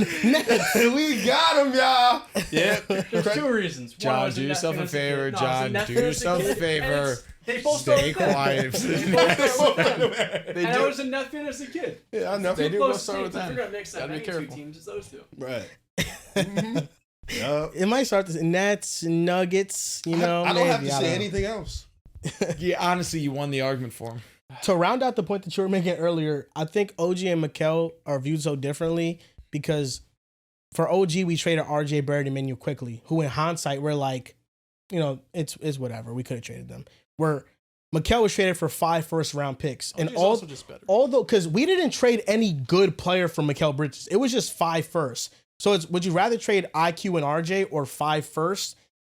Based on how the Nets just drafted, Didn't you trade it You first guys probably wouldn't have went that for route. OG too? I don't know if it was the first. No, I think it was just RJ and IQ and something Maybe else. some seconds. Probably. Maybe you could fact check me on that, but Probably don't draft those guys. like if either. Mikal is traded for RJ and IQ, everybody's saying, yeah, that's a good deal. The Knicks That's won that. cool for sure. I think the unknown of the Nets is like, oh, they can maybe draft these stars with these picks, but what if they just draft 5 Ben Serifs? Like it doesn't matter. Like the Knicks would easily win that trade. Yeah, singular second. 1 second. Fucking steal. At the time, RJ and IQ were viewed as And then promising young players. Toronto I said, was "Hey, one of those. I let's really pay like that IQ. cue. Yeah, RJ Let's was trade Starj Siakam. and Emmanuel quickly was the next let's Maxi. pay IQ. Let's pay BI. Let's pay all these The guys." Raptors are Jakob really Poeltl. shaking up the league. I mean, Siakam went to Indiana. They go to the finals. Mikal or OG goes to the Knicks conference finals. You know what I mean? Fred Like, VanVleet goes to the Rockets. facts. They Second were the 2 seed. Yeah. No, The Raptors are a hub. now look at them. You just trade for all their All players. because they wanted to build around Scotty Barnes. They really want to build around Brandon Ingram. Don't fucking sleep. I'll be honest, that's Ingram. exactly what they've been doing. Don't sleep. Brandon Ingram's still a dog. BI is really good. We're going to take a break in the show here and then get back to football in just a short moment. But nice, calm, peaceful, cool, laughter, chill. John telling us he's a Nets fan. No, like I this didn't. shit, I didn't John. get to finish. I was saying I was a Net fan as a kid, and like Joel, when they moved, I said I'm no longer going to be a local sports fan. Then the Nets became the Suns and the Nuggets. John So you just did tuned. move to 3 teams. Two, Don't forget, he was a 10. Memphis fan a couple years ago. Yeah, but Then that he was wasn't a like Phoenix that Suns was fan. never my Okay, he favorite did it team. before they were good, you know. Who, He did. Memphis? That was never my favorite team though. I just really liked the team. No, John, he only went to those It's like teams Drew before, run for the Knicks. before they It's were not my good. team, Why but didn't you stick with just Pittsburgh all the way? Like, why didn't you Pittsburgh Go, doesn't have a basketball team. why didn't you just go to Philly? That makes sense. It's only 4 hours, 5 hours away. It doesn't And matter Philly to and you. Pittsburgh has smoke. That's facts. But they don't have a basketball team. I understand what you're saying, but Philly and They're Pittsburgh. He closer didn't to want to stay Cleveland. local anyway. You know, If he I'm gonna could've stay gone to local, New it's York. Cleveland, and I Cleveland? love Cleveland's players, but I'm not gonna become a Cleveland sports fan. Well, Never yeah, thought about the Knicks. Oh, I was a Net fan, and then once they moved, I was like, I'm not But- gonna root for the Knicks. Word, but Joel, he said, "Fuck it, I'll just root for the Knicks." Never Because thought about then I Boston? realized I'm like, there's no reason I should be loyal to these local. You never thought about teams. Boston? Boston's right there. Charlotte's No. right there. I didn't. I immediately was a Is it? Devin Booker fan at It that was, time. when were you making this decision? What age? Like second grade, whenever they moved out. So It what year? doesn't matter. 2014. Doesn't matter. Second grade. Who So in you were really Cleveland was young. your- was What your- year did the Nets move to Ron? Brooklyn? 2015. 2010 or 2011? You were young. Bro. Really? You was like, I young. thought they Okay, were I in think it Jersey would have been then. 2011. 2010, they were definitely still the Nets. 2K11, What year did the Nets relocate to Brooklyn? Okay, Siri. I think they still with the Nets, or it might have been Brooklyn. 2012. So in Okay. 2012, I was in Yeah. second grade. Damn. So I became I in mean, second that's when grade. the Cavs were ass. In second grade, I didn't have a favorite team, and then by seventh grade, 5 years later, Devin Booker is my favorite player. So I was a D-Book fan. They Was that say when Kyrie you gets drafted? speak something so quickly, it means that that's how you feel in your heart. Yeah. So the Nets are in your hearts forever as your first team, number one team. So when I started that, I said I got one team, Nets, and then I was like, oh fuck, because I was trying to say I was a Net fan. He was then a like, Suns fuck! fan, and then a Nugget We fan. started high school in 2012. We did. So Damn. John was in second grade. I was you said? 2013. something like that. Yeah. That's Second no or way. third. Second or third grade. What I a was born time. Yeah, I 2000. mean, we're so I was 5, we're nine. 6 years old. I was 9 5 years years old. I was old. 9 Wait, years you're old. 22, right? 9 years old to third grade. Third grade. You had all them thoughts at 9 years old? When the Nets moved to Brooklyn, I said I'm not rooting for a New Jersey team. I'll be honest. Yes. A 9? Yeah, that's Yeah. valid. I think it At might 9, be. you're not a fucking idiot. No, you're not. You're conscious. But this is very intricate. Like, I just picked my team based on who I liked in Madden. Uh-huh. That's Like, I dope. was a Jets fan because I was like, I like these uniforms. There's nothing- Madden, that's it. There's nothing intricate about being devastated that your local team just relocated, and so Yeah, now you're gonna talk to that have nigga, a new John. team. That's true. The fucking Yankees blew a 3-0 lead, and I fucking sobbed like an idiot. So we're going to get into the NFL news now. Also, anything from training camp that you want to bring up, highlight, you want to take away. So the biggest news is that Micah Parsons requested a trade. 52 and a half sacks through 4 seasons. The only player other than Reggie White to have 12 sacks in the first 4 years. And he has the most sacks outside of Reggie White, Derek Thomas, J.J. Watt, and DeMarcus Ware through his first 4 seasons. What's the percentage chance you guys put on him getting traded? Because I'm at like 2%. They're just gonna drag this shit on for long and then pay him when they should have paid Like him week earlier. 1. That's how I'm feeling that about it. They one. did it with everybody. Let me ask you a genuine question, too. Here we go, Denver. You knew it was happening. Is there a team that has a better offer than the Broncos right now where we stand? What's your offer? It's unfortunately my glorious king, Nick Benito. We're telling you, putting him in trade packages. And I tell you, I have not tweeted this on purpose. I have not tweeted this on purpose. He's going to unfollow you if you do that. I want Nick Benito to stay, but we got to understand it's Micah Parsons. We're talking about first ballot Hall of Famer. God willing, he stays healthy. He's on that track. Correct. We give Nick Benito and 2 first-round picks. There's no team that's offering better. Nolan than that. Smith, 3 first-round picks. Okay, you're not giving up 3. They're And also he's not going to trading Dallas. Philly.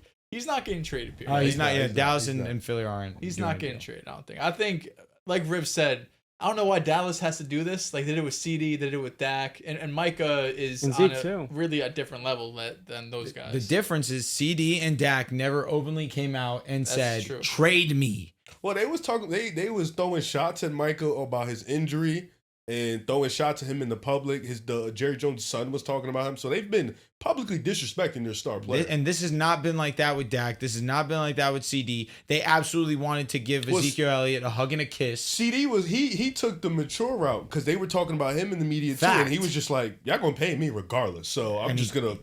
And he got his bread and Sure. a lot more than what they thought he was going to get at the start of the offseason. Mike is just forced in her hand. That's all I think it is. I think They he don't want wants to to talk get to the his deal agent done. and shit. Like I'll be honest, 2%'s low, bro. I don't This think is a it's anything situation to like do. I have not seen in a star player like this outwardly trade me, get rid of me. I don't think. I think Micah. I don't think Jerry Jones is really bad to pick up a phone and be like, "We're trading Micah Parsons." He's too star driven. Their defense would fall off so much. I mean, that's. I think right now they're like a top 15-ish defense with Micah. Micah's so good he could push them to like top 10 because it's just the sack production and the pressures. Without him, they'd be one of the worst in the league. That'd be awful. They have That'd be no worse than defensive Cincinnati. line. Yeah, no, you're not wrong. And Cincinnati's defense has been turning up in camp recently. Oh, that means That's all Joe I'm saying. Burrow's struggling. Against their offensive line. They have a new DC. That's why he's making them be more Let me ask you a physical. question, Drew. They're playing with their hair on fire. Drew and exact Dels. quote. True. John, you can answer this too because you've played. It's not Joel. You've seen the Bengals for some time now. If I told you, as a grown man, yo, bro, Cincinnati's offensive line is dog water, right? You would say you agree. correct. You agree. It's been bad. You agree. But then if I also come and be like, but that Bengals defense has been frying that offensive line in training camp. like, What the fuck would you say to me? Got Trey Hendrickson. You got a first round rookie. They're Shamar making plays in the Stewart. secondary though. Makes you wonder. Shamar Stewart has been disruptive. Maybe they don't need the game plan against that Interesting. quarterback. Maybe Joe Burrow's purposely throwing them interceptions to boost their confidence. Obviously, he's What a ready good for that. teammate. That's what Justin Fields is doing. That is great leadership. Yo, Brand Stevens having a great camp, by the way. Yo, He is. Dels.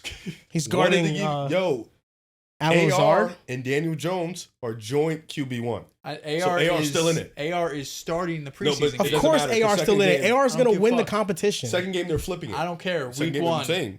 This is But yo, this is what they want to see right away. It's yo, I heard. I don't know. It's a it's little bit horror. more concerning that closer to the regular season, they're going to start. Yeah, Daniel it's- Jones. No, they want to see AR first. 'Cause, like, you're gonna do something special here, kid. Apparently, training camp has been like these two are going to war. Yeah, like, it's no, been back and AR's look forth. good. I'm They excited. are joint QB1s. I think it's lit. You don't AR's know. completing passes. Yeah. He is. Like, Who would've thought? He That's should the be. shock.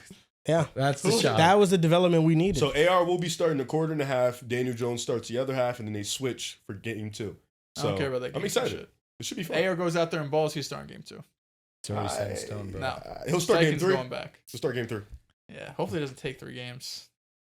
I mean, bro, it speaks more of AR that he's battling with Daniel Jones right now. But maybe winning. They're just making him prove it. He's gonna start day one. Is that the better option? Yes, he's better than him.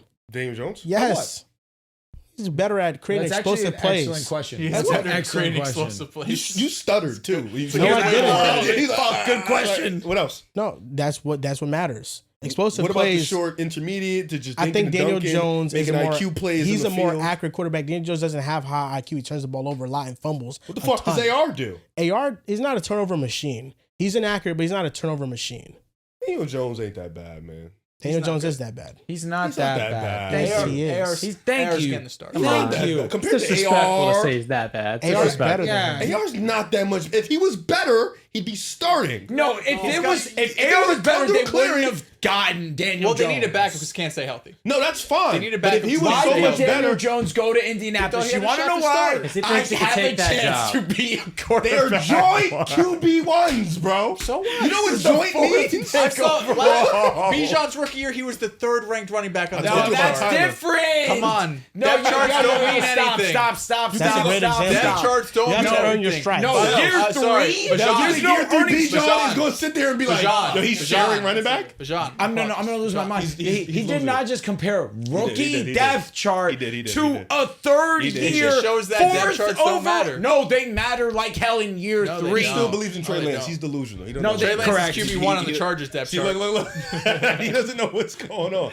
So you think After AR that starts? performance, They're they just reward making him. it tough on AR to really earn It's the tough job. love, Riv. You know, Yes, I you think know he who would have starts. loved this? You know who would have loved this? Fucking Kobe. Kobe would have loved this shit. I'm gonna- He had someone. He had Kobe would have someone. never shared. He would have He would've- someone no, in his bro, back and bro, yo, go bro, harder. Go bro. harder. Kobe would have Kobe never would've loved shared that. the shooting guard depth chart with Smush fucking Parker. Kobe would have Because loved that's that. exactly what's going And on you know right what? now. AR loves that. No, he doesn't. AR probably He looks at does. Daniel Jones AR's and in the says, dungeon I right now. hate does. you. He loves that. He does not He's love a it. competitor. Back to Drew's point though about Daniel Jones picking Indianapolis and singling him out because he had a chance to He could start. have picked the Vikings. How sad is it gonna be when he picked this spot because he thinks he's gonna win the battle and he ends up QB fucking 2 because AR is gonna beat him in this quarterback battle. I hope Shocking you're right. breaking news. The 4th overall pick beats out a backup. So why are you saying it all sarcastically, but you're questioning that he's gonna start? He's a joint QB1. they're fighting. They're fighting. not. They're not going to make it easy. It's the first week of training camp or second week of training camp. They're not going Second to just. week of they're training. He not was gonna- brought they're in not to gonna name it compete already. with AR. That's a what the goal problem. was. You know what that means, right? It And they means in don't his truly first believe in No, no. AR as a starting And I'm not quarterback. saying they truly believe in him, but should. I'm saying that I think that he has improved. Improved at what? What has he improved? He's don't been even more know that. accurate in He's having a camp. good camp. No, Everybody's fucking accurate in camp except He's Justin he's Fields. objectively been having a good camp. No offense. He's completing passes short. He is. Yo, if you can't complete short passes, bro, you literally have no business being. He's in the doing NFL. it now. That's the bare minimum. Joe Flacco 40 can do that. Joe Flacco is a starting Do you know quarterback. who might be That's able to do that? Yo, if No, no, AR you went to should've said Cleveland, it. if AR went to Cleveland, is he starting? Yes. Ooh, Joe Flacco be Yes. tough. He's better than Daniel Jones. So Oh my! You have to think about Wait, Joe what? Flacco. Wait, he would start? On Cleveland? Over AR? Joe Flacco. Yes, he would.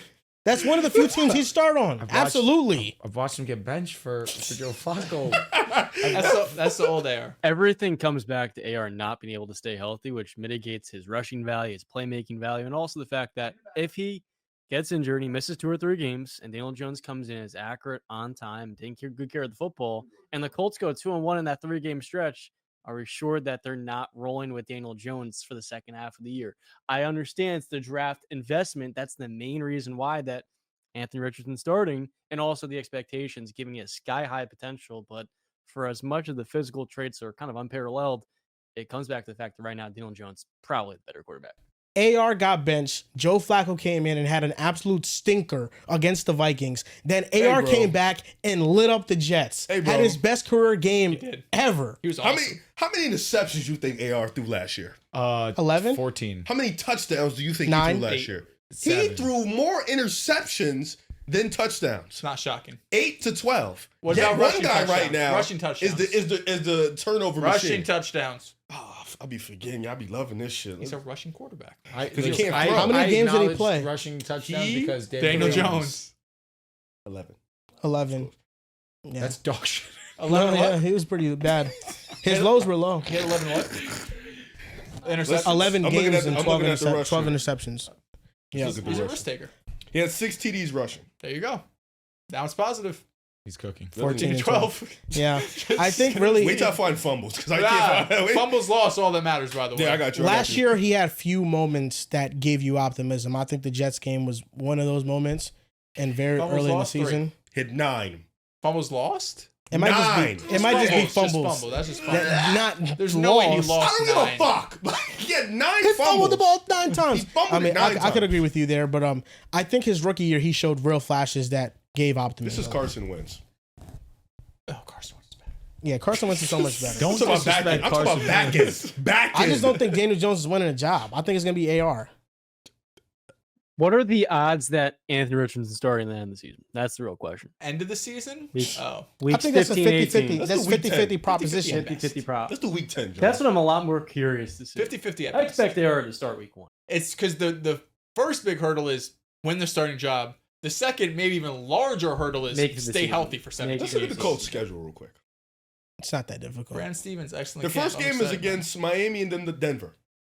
Tough defenses. Then you got Miami could be all right. so you got the Dolphins, Denver, Colts, What? Rams. Wait, what's week 3? Well, they are the Colts, so Sorry, Dolphins, Broncos, Titans, Okay.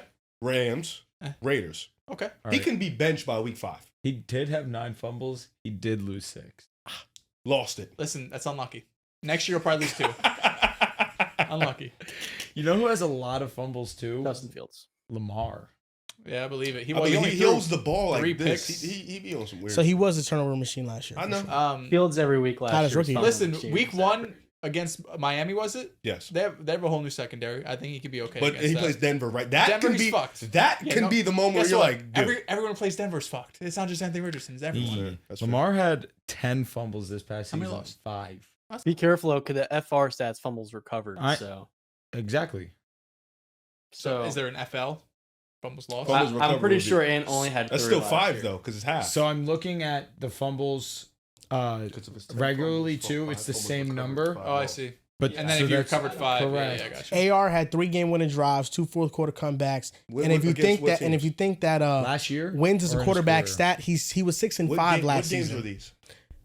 That he made the 'Cause they comebacks. didn't- Yeah, because The Jets was one of them. Oh, that doesn't count. What do you mean it doesn't count? It doesn't yes, count. it does Brother, count. What week was that? Everything counts for Anthony Richardson. Okay, you know we what? don't Fair. get no. You were playing the Jets. Yeah, Everything counts. Fine, whatever. You can He have had that. one against the Miami That's Dolphins. when you know you're down bad. He had one against the Jets, and he had one against the Patriots. Patriots? Okay. The Patriots? The Patriots one was good. It was 25-24 final score. It was a good game. The Bengals. That matters. Everybody beat the fucking Bengals last year. Well, no, I can't talk they shit. won They 9 win games. They lost 8, They so win not record. everybody. For an unproven quarterback, you're taking it all. It doesn't matter The who Patriots. you're fucking playing. The Patriots, the Against Jets, Drake the fucking May. Browns. Yes, it doesn't matter. A rookie quarterback. It does not matter. You know what? I see what we're doing. We're giving pity parties. So you think for- Daniel for- Jones is winning the job? He can? Obviously, Whoa, you can. he.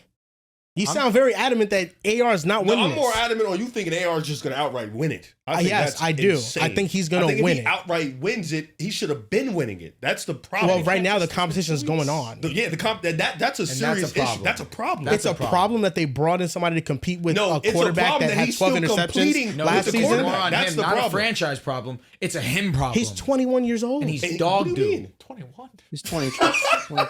He's at least 22 years old. No, What are you bro. making up ages? Yeah, no. He's going into year 3. He's going into year. He's no, year 3, but he's one of the yeah. youngest players in the league still at the quarterback he got position. drafted at 20, I Yes, he- think. He's probably 23. He did just turn 23. Yeah. Bro said 21. So that you were saying doing too. I'm with He's you at on least AR, 23. but- Yeah, he's 23 for sure. He's How old is very Daniel young. Jones? Daniel Jones is like 28. I can't. I wouldn't be trust mad. you. I wouldn't be shocked if he's like 30, bro. Can't trust you, bro. Because Mahomes is about to turn 30. He's 28. Okay, yeah, I was He's right. 28. So he's not crazy off. Nah. 28. I did say 28 at You first. said I would be surprised if he's 30. He is close to 30. When's his He is. birthday? It's May 12th. He won't be Okay, 29 so until next year. He's a young 28. Spry, He's 28. Yeah. 1997. He's you. So I mean, what do you think? I mean, you sound like you think Daniel Jones is going to win this job. I think and legit. This is what I think. I think you are in a very peculiar situation because you actually have a quote unquote solid roster that you can compete in your division. Like you have weapons on the offensive end. You know, you have a running back in Jonathan Taylor that's still one of the best running backs. but in the football. quarterback sucks. Yeah, both of them. Yeah. Both of them. Easy. Both of them. Easy. Both of them. Can we not? This is. They're both backups. If we're being completely honest, they're both backups. You just said But that Daniel Jones was not bad. And now He's a not bad, backup? but he's a good backup. But let's be realistic. Both of them should He's like be Jimmy starting. Garoppolo. He's better than Jimmy Garoppolo. Jimmy Garoppolo is actually horrible. But I say this to say, Appreciate that. AR, you're in year 3. Get better. That's all, like I get it. The He's not injury asking for a stuff. lot. I'm not. He's I'm trying not- to, and he has been better. in Bryce camp. Young got benched and then came back to the superstar. moon. You could argue a To the superstar. moon. He was great. I'm He was a asking superstar. you, AR. This is all I'm asking. This is his redemption story right now. It's Be currently competent. going. Throw the ball short correctly. That's He's all I'm doing that asking. in camp. Okay, so do it in the game. Okay. Well, the first preseason game is fucking in 2 I know, days. no, so, I'm not talking about no weak ass preseason. Well, game. he's got to play well in the preseason. Well, if he to play completes passes in the preseason, that Nah, is I'm a gonna pretty be good honest sign. with It's you. baby I'm a Rev, steps. bro. It is baby Preseason. steps. Lock in the regular season. That's Trey all I Lance give a just damn balled about. out in preseason. But he won't Riv, get a touch all Yo, year. remember Zach Wilson, his Riv, rookie season? you can't- He's a preseason demon. So is- oh my so God, is rookie Kenny of the Pickett. year. So is Okay, Kenny Pickett. exactly. Perfect passer exactly. rating. Exactly. passer. Yes, Kenny but we Pickett is also, perfect. but also you can't double count it. What do you mean? He has to win a job, so he has to play well in the preseason. He's right. So Correct. I can't be like, it doesn't matter. No, Correct. it fucking matters. He's He's, right. he's going to But be a now, backup. if they both play well, what are you going to do then? They're going to start AR if they Yeah, both if they play both well. play Because well, he, I has figure. more- 'cause he was a top 4 pick. He has more upside. There's more If invested. you a top 4 pick and you're more invested, you give him a longer leash. He does not have a longer leash. If it's a tie, you're going to invest in Anthony Richardson because Daniel Jones on a 1-year deal that if he walks in the year, you don't care. AR can not play this year, Daniel Jones can play this year. You could go get another quarterback. So if you're the Colts coach and AR and Daniel Jones Rick, you're right obviously now, starting AR. right now, let's you're starting with the best, the quarterback that can give you the best opportunity to win. If they both play great, like you said, and it's a tie, AR shot. AR's the fucking tiebreaker, obviously. How you figure? Because he was a top they 5 everything that pick. he They just benched said. the top 4 pick last year. They literally benched him last year. I agree with that, Yes, though. No, no, because they he was did bench playing him, though. bad. But in this hypothetical, he's playing well. Riv. It's you're, a pre- Riv. Okay, You're, okay, Riv. okay, okay, You're, Yeah, no, Riv. Unfortunately, Bryce you're Young's making the first pick. Okay, Got benched. Riv. If they You're the both coach. play well, if they both play well, you guys are saying AR is going to get the 4th round pick tax. That's what you're saying. Fourth overall. 4th overall. Let pick me tax. ask you this. Let me just ask you Okay. this. It's a simpler I question. can level with that. I can level with that. Okay. I can level with that. Like if AR is can level with 40, that. if out of 100, AR is at 49 out of 100 playing, and then Daniel Jones is 51. So it's even, but let's say Daniel Jones is playing a little bit better than him. Who's starting week 1? You just gave me a scenario where Jones is playing better. Just like a tiny Daniel bit. Jones Daniel It's Jones is tiny playing better. bit. Daniel So Jones you is think starting. so you think if Daniel Jones, think- even if it's slight, I think they AR still lean has with to him. outright play better than Daniel And Jones. also- Or if this scenario, which I can agree If it's with, both 50-50. if it's 50-50, AR will start. If AR plays better, AR will start. I If think- Daniel Jones plays better at any, like, even if it's a slight bit, they're going to start Daniel Jones. They're going to start with the person who can give them the best chance to win because they have been in a position to win, not win like the Super Bowl, nothing He like was that. 6-5 last year. Yeah, I agree. And they still benched him. I understand what you're saying, but They benched him. They were 9-8 with Gardner because Minshew. of a PR debacle. I was gonna say we also can't forget he tapped out. He did. That's That why they matters. benched him. It's bad That's luck. why they benched wasn't a him. good Matters. moment. Dude, They benched him grown-ass because of that man moment. tapping out of a game. He was tired. It was bad luck. the No, it was fuck? bad luck. Quarterback. Bad luck. You got Bad luck. Jonathan Taylor, hand the fucking ball off. Bad luck. Hit Hand me. the fucking ball Hand the off. fucking ball off. It's a bad look. it comes down to we know what Daniel Jones is. You're right. You do want to win now because Shane Steichen has pressure Playoff on winning him. quarterback. But that being said, the Colts have to do everything they can to develop Anthony Richardson. The same can be said for Bryce Young. He was the first overall pick. They benched him to reset him because he needed that and it ended up working. in his Bryce Young favor. needed Amendola to get into a car accident to get his job back. That is why Andy Dalton's I out didn't though. Just go that. Here's the fucking thing. Though. That is true. Andy Here we Dalton was go. out that Here we week go. because Because He now- earned it back when he played though. And now Dude, you that brought was- this on yourself. That was nuts. Don't let a draft day prediction ruin what we know is going to happen. What's gonna happen? Anthony Richardson will never ever play as good as the second half of Bryce Young last year. You will hold on to that Never, moment ever, for ever, your ever. entire life because it's not happening again. Good to know. Question. It's not. Good to know. Stay on that What side. week did he get benched? Anthony Richardson. Maybe It was after the Houston game? And got was- hurt versus Steelers. yeah, if he I'm not tapped mistaken. out. He tapped out in the Houston game, right? So Yeah. you're gonna tell So me, let me- Mr. PFF Merchant's telling me that Bryce Young is gonna be bad, considering that he had the second most big time No, throws I think last he'll be season. all right. I think he'll be Since coming solid. back. Yeah, double He'll be check that, solid. Dels, because if it was after this Houston game, Easy. You I better think be it'd be careful solid. on Bryce. Just stay on that side. I think Don't- he'll be solid. He didn't play against Minnesota and yeah. Buffalo. So after the Houston game, he came out, played against the Jets. He got benched. Bryce Young got benched to the moon. Let's see if AR went to the moon, right? Let's just box score watch just for a second. So he comes back against the Have Jets. fun. 66% completion rate. He was I'll even awesome. go up Good to game. 67%. That was an A+ game. yes, 3 232, touchdowns, one touchdown. 300 total. Yeah. Then the next game, Detroit, 39% completion rate, 172 yards. He had so Nothing. many drop passes. I'm being so honest. Then, 39 Two- He had hit a 230 crazy. total yards. the New England game was the game-winning drive. He had 109 yards, 2 touchdowns, 2 interceptions, 109 yards, 109 How many yards, rushing 109 yards? 50 yards. rushing I ain't doing that. rushing yards. His problem isn't rushing. 50. His problem isn't He's rushing. cooking. His He's problem cooking. isn't Can rushing. you let him cook? Dels, his problem isn't No, rushing. but it doesn't matter. It's still you're still moving the ball. If He's you have rushing impacting the yards. You're game. impacting Okay, the game. yes, but his problem is he Completed needs to be passes, more yes, accurate. obviously, Yes. What was the Okay. completion percentage? 50%. 50%. He had 109 Okay, yards. I swear to God, against the 24 Lions. attempts, 109 yards. What are we doing? What do you mean? If he completed 12 Then passes, after that's that- almost 10 yards per game. That's passing though. That's fine. Bro, Yeah. That's fine. bro, he just gotta be better. He does. And you know what? Those last 3 weren't horrible, like you mentioned. 50% The is completion horrible. percentage is nasty. Against the That's all. Lions, his receivers No, I dropped didn't like say- 8 passes. I'm not You gonna notice I say didn't mention I'm not gonna say the Denver 39. one because Denver's an elite defense. I'm giving him a pass. So I'm not even gonna say And they that. should have won that game. Yeah, AR had in that game drop touchdown, a 40-yard pass that was rolling complete because one foot was out of bounds, and Hate then that for him. 30, 21, 21, and then a 7-yard gain, all called back at penalties. So there's a lot of Sounds like a lack of Good. discipline. no. It sounds like a lot of big explosive plays in that game where receivers. And He other was players explosive. committed penalties Yo, Yeah. and didn't we do also their can't job. forget AR was not good second half of the Broncos game. No, that matters. The fact that he was good It's in the a- first it's a- half. They I'll were give- kicking I'll give our you credit for ass. They were I kicking think our they ass. They play. No, Oh, he they was play awful. Thursday, 7:00. We'll watch. Colts Ravens. We're gonna watch. I'll be Daniel fair. Jones versus Your AR. defense is OD. I don't expect him to play good against y'all. No. He was pretty bad, and then the screen interception was just pretty abysmal. It wasn't on him. I don't think he threw the That's ball. when he was getting DPOY votes. What do you mean he didn't throw the ball in the screen? Because they did just a bunch of trickery. Mm. It might have been a running or a rider. I think it was Ashton Doolin who threw the pass. Yeah, that's brutal. Trickery's a good way of saying dumbass shit. What's going on with Terry, man? What's going on with your boy? Yeah, but I just will That's say, another Bronco. if Jonathan Taylor doesn't fumble before hitting the end zone, Game over. that outcome might have been different versus the Broncos. He did It was fold. 13-31. Second The half final got score nasty. versus the Broncos. Yeah.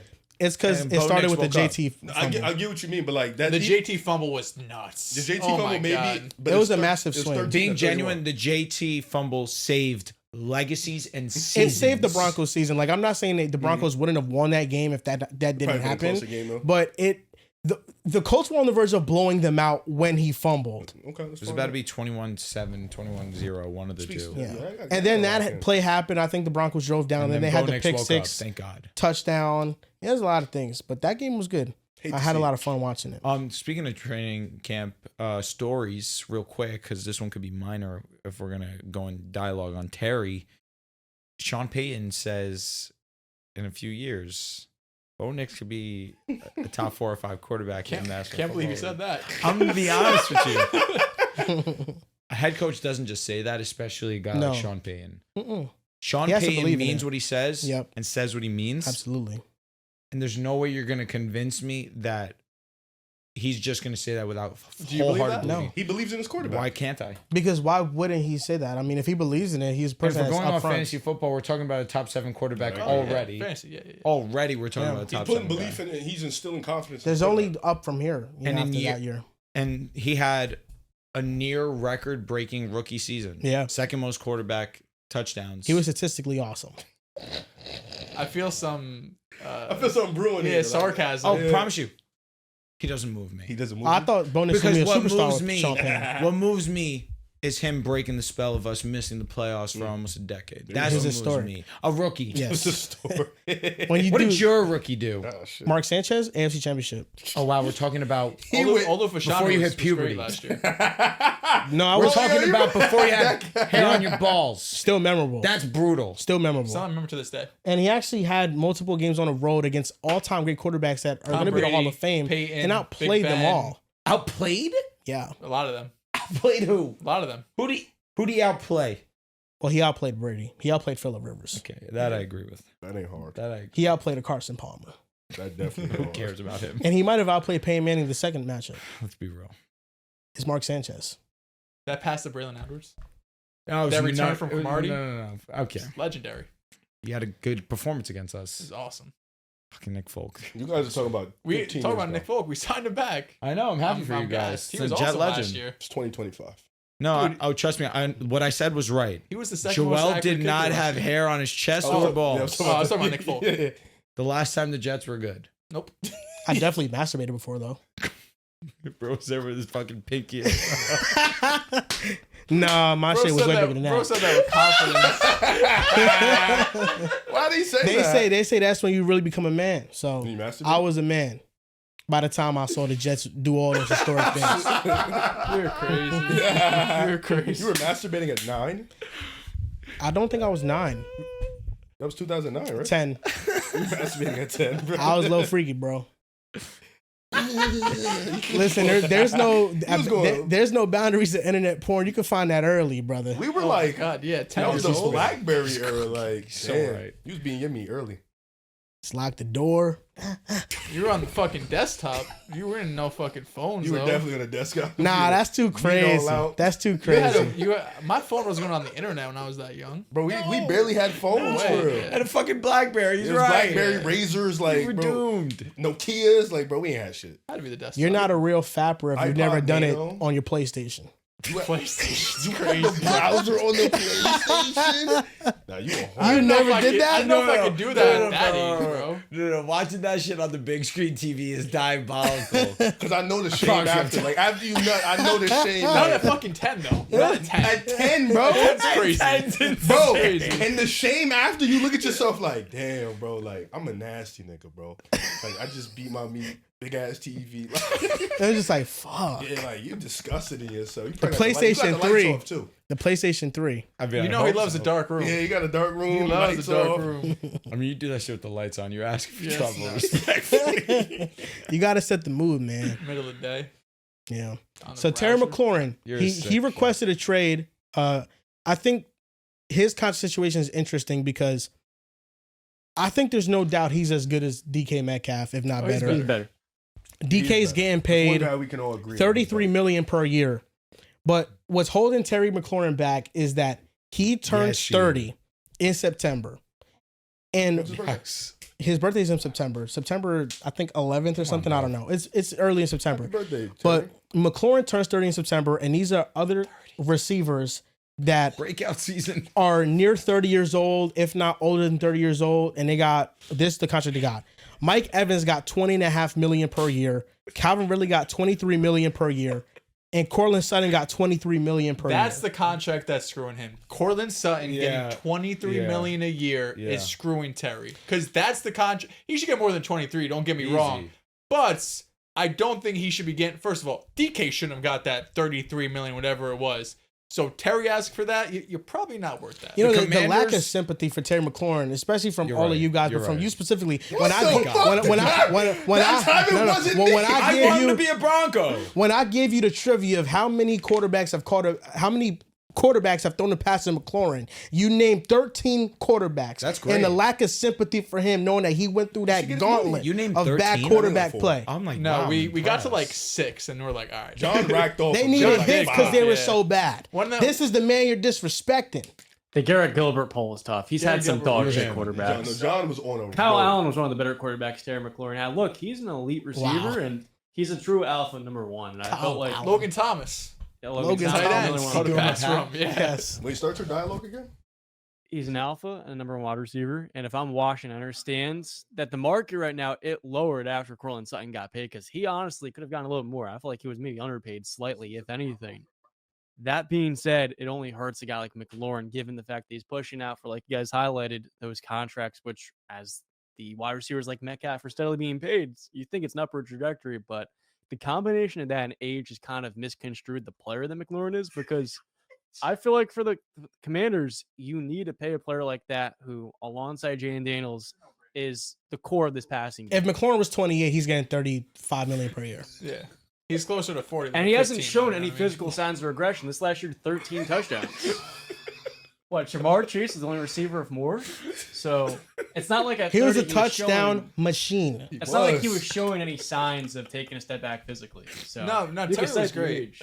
It is a little. He doesn't deserve it, but also like if I'm the Commanders, with all due respect, Terry, with all due respect, doesn't deserve 35 a year. Just objectively, He deserves $30 million now, at least. 30 is valid. yeah, 30, 28. But if I'm the Commanders, I'm not paying Jaden. I don't have these huge Aren't they paying contracts old on the guys books. anyways now?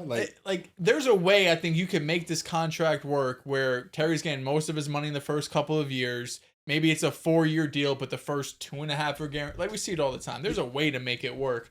But they need him. Like it goes both ways. Like Terry obviously wants his money. The Commanders, if they want to repeat any of the success that they had last season, they need Terry desperately. Yeah. I'll say this. Trolling aside, They missed the playoffs if he doesn't play. I agree. Probably that defense is not going to be good. And I think Washington, you've had like relatively nothing good outside of Terry for the past 6, 7, 8 years. It's a good thing to have. You've been. No, I'm agreeing with you. They said he got a good quarterback on the press of the trade. Yeah, like you've been in a pretty dog shit situation, and the one moment where the one stability that you've had is that Terry hasn't complained in his time there. Not a He's diva. No consistently nonsense giving kinda you. guy. He's consistently giving you these barely 1,000-yard seasons. He's consistently giving you breaking away. He has his breakout year, 1,096, and you don't want to pay him. I feel like that's brutal. Bad man. business. It wasn't a breakout year. His production just finally led to wins. Now, that shit was dead elite. Nah, it Fringe was, you could argue, his breakout scene to the general public.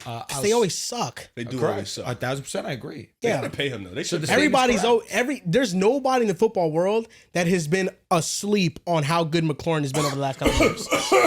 There's nobody. If you think McLaurin has not been a great receiver for 5 years now, Throw hurt. you have not been The watching. thing about Terry's been great. Terry's also been everybody's. This is the best receiver nobody talks about for 5 years. Yes. Like, so that means like everyone knew what Terry was good. Like it wasn't like some breakout like an Ayuk or some shit. You know what I mean? Nah, definitely not. That's why I put some respect on his name. Cool. Ayuk? Terry McLaurin. I feel like the conversation be a little more positive given the fact he has been so remarkably consistent, and with exception to his rookie year at 1,000-yard receiver, He's like Mike Evans positive. light. I Listen to guy. Mike feel Evans like light. the I way respect that Terry. we I want him talk, on the Broncos. I feel the way we talk about Terry at this table is underrating him just a Yeah, little we bit. like to have fun. We just joke around because We he like to have really does fun. put up 10-50 every year, and it's like this dude's top 10. Only Jamar more touchdowns among receivers last year. Okay, do you think he's Triple gonna have crown 13 winner. touchdowns again, John? I'll take the under.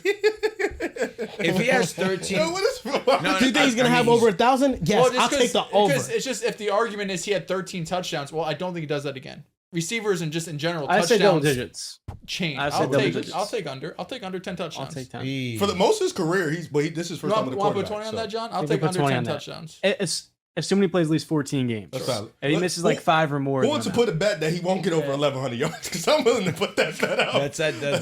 That bet right there is like minus 500. Yeah, so I'm who gonna wants stay to away. do that? You know? That being said, the Commanders got screwed by DK, and I think, like you said perfectly, Terry got screwed by Cortland Sutton. Mm-hmm. Because DK Metcalf getting that contract was egregious. And if I'm Terry, obviously I want that bread. But now the Commanders see the Cortland Sutton deal, and Terry must be shooting himself in the foot. Like, that is not ideal whatsoever. They can't give him like a 2-year deal? Is Terry better than Sutton? Yeah, I'd say so. Yeah. I'd say that very comfortably. Terry is better than Sutton. That being said, like we all acknowledge, Sutton's very good at the wide receiver position. One of the better at contested catches in the league. Phenomenal last season at that. And with Russ. Mainly with Russ, the contested catches he was having were nuts. Man, that game versus the Chargers, one-handed grab, like 50 yards down the field. Crazy. But Terry at 30, to want or to expect a $30 million annual contract, it's egregious. Unless she's like, yeah, give me a 1-year, 2-year, $60 million. Yeah. Like, that's at least reasonable. But even still, I don't see it happen. I think what's going to happen is he's going to get a 3-year deal, and the first 2 years Guaranteed? on a high end, probably guaranteed, if not like probably half of that. So if he's getting $30 million annually, it'll be 3 years, $90 million, $45 million guaranteed. I think that's probably a fine middle ground that they can meet. I feel like they should pay him. Like, you're not paying anybody else. You want to keep talent around your quarterback, and he just was on a team that got you out to the NFC Championship game, made some big time plays in the playoffs, had a good regular season. He's a good dude. He's good. He's solid. Like, he's one of the 20 best receivers in football. So I think 25. It's closer to 10. closer to 30. What? Yeah, Closer to for 10 than 20. sure. Closer to 10. No. Yes. No. He's top 12 for me. You can comfortably name 15 better receivers because I have a very hard time doing that. Very hard time doing You that. hilarious. I had a very tough time. Jamar doing Chase, CeeDee Lamb, Jettis, Puka, Nico, that's 5. Amon-Ra, Brian Thomas, Malik, Drake London, AJ Brown, that's 10. Yep. Okay. Tyreek Hill, Ladd, 11, 12. Like, I'm not saying after 1 year allowed over him. But you're saying BTJ If you want to put and maybe. Okay, maybe. Garrett Wilson. I would have Terry McLaurin above. Okay. Devontae Adams. I would have Terry above. Ooh. Oh my God. T. Higgins. Well, Devontae's T. Higgins is 13. easy. Devontae's like 13 Terry's for me. better And than T. Terry's Higgins. 12. I think T. Higgins or Terry. Terry. I'll go Terry. Terry's like top 14. He's like 14. Mike 15. Evans. I put Mike Evans above him. You put But him on if your you top want to 10 put list. Terry above Mike, I don't see a problem with that. It's no problem at all. Smitty or Terry. You know where I'm at with it. That's right. Oh, I I'm only asked doing Riv. Terry over. I only asked Riv. I don't that think for a I'd reason. take anybody else. Yeah, I mean, he's probably around 15. Yeah, but it's tough because the rookie receivers were so awesome this year. But like, if you're gonna take all of the rookie receivers over him, maybe. But for me, I'm gonna have Terry's entire track record and what he's been. Are year you in, year out healthy or above. Terry? 2023 Ayuk. If he's healthy. Like he gets back to that Ayuk. I don't know what Ayuk's going to be. Yeah, but I just have a hard time. Oh yeah, the mighty has definitely fallen. Yeah, believing that he's just gonna be 100% Maybe next. after I the think ACL 26. injury. Maybe we get back to it, but it's probably gonna start on the pup. Yeah, like the Ayuk that you saw before he got hurt, or Terry. God, he was bad. It's He McLaurin. was so bad. I get that. Yeah, You mean after he got hurt? before he got hurt, He was got this hurt. rusty last after season. his Oh, I'm hold sorry. out. Yes, Yeah, yes. when he yes. held out and stuff. So other news, just rapid fire. Shadur Sanders to start in the first preseason game for the Excited for Browns. Jordan To Addison win. suspended for We're here. 3 games. Travis That's Hunter crazy. starting at wide receiver. Three's not that bad. Yep. Three's not that bad. He said Liam Cohen said specifically too, like 80% of snaps on offense.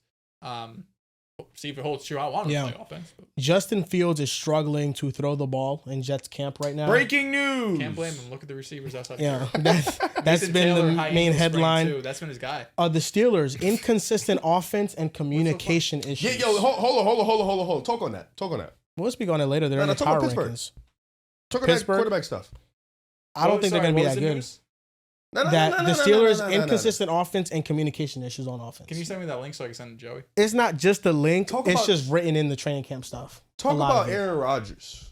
He's 42. No. The age thing doesn't matter because you told me to my face, you actually told the panel that you still felt like in a good situation Aaron Rodgers is still a top 15-ish quarterback. They traded George Pickens. They have DK Metcalf. That's one receiver. John Smith. They have the same This isn't problem a they had great last offensive year. situation. It's a The good Steelers' George offensive. Pickens changes it good from culture, a good situation not a great to bad, offensive just Pickens. system.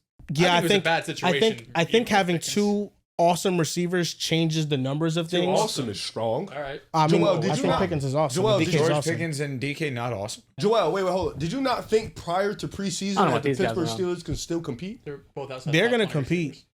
How many wins do you think they're going to get? 9, if I had to DK's guess. fringe. How many It's touchdowns French. Aaron Rodgers going to throw this year? Probably above 20. I think the Steelers' offensive situation is one of the worst in the NFL. Rodgers plays all 17. He throws 25. 25? He throws 25. I think How many he did he threw do last that- year? Around that, but the last like 3-4 games he was just stat padding. I think the offensive line is a big question mark. Yeah. It might be one of the worst offensive lines in the league. Yeah. Is this the first year they don't win 9 games? It No. could be. I wouldn't be surprised if they don't. No. The team's not good. Y'all are winning 9 games. Hey, defenses winning look 9 great in games. camp. It all comes down to Playing Broderick. offense. Going up against.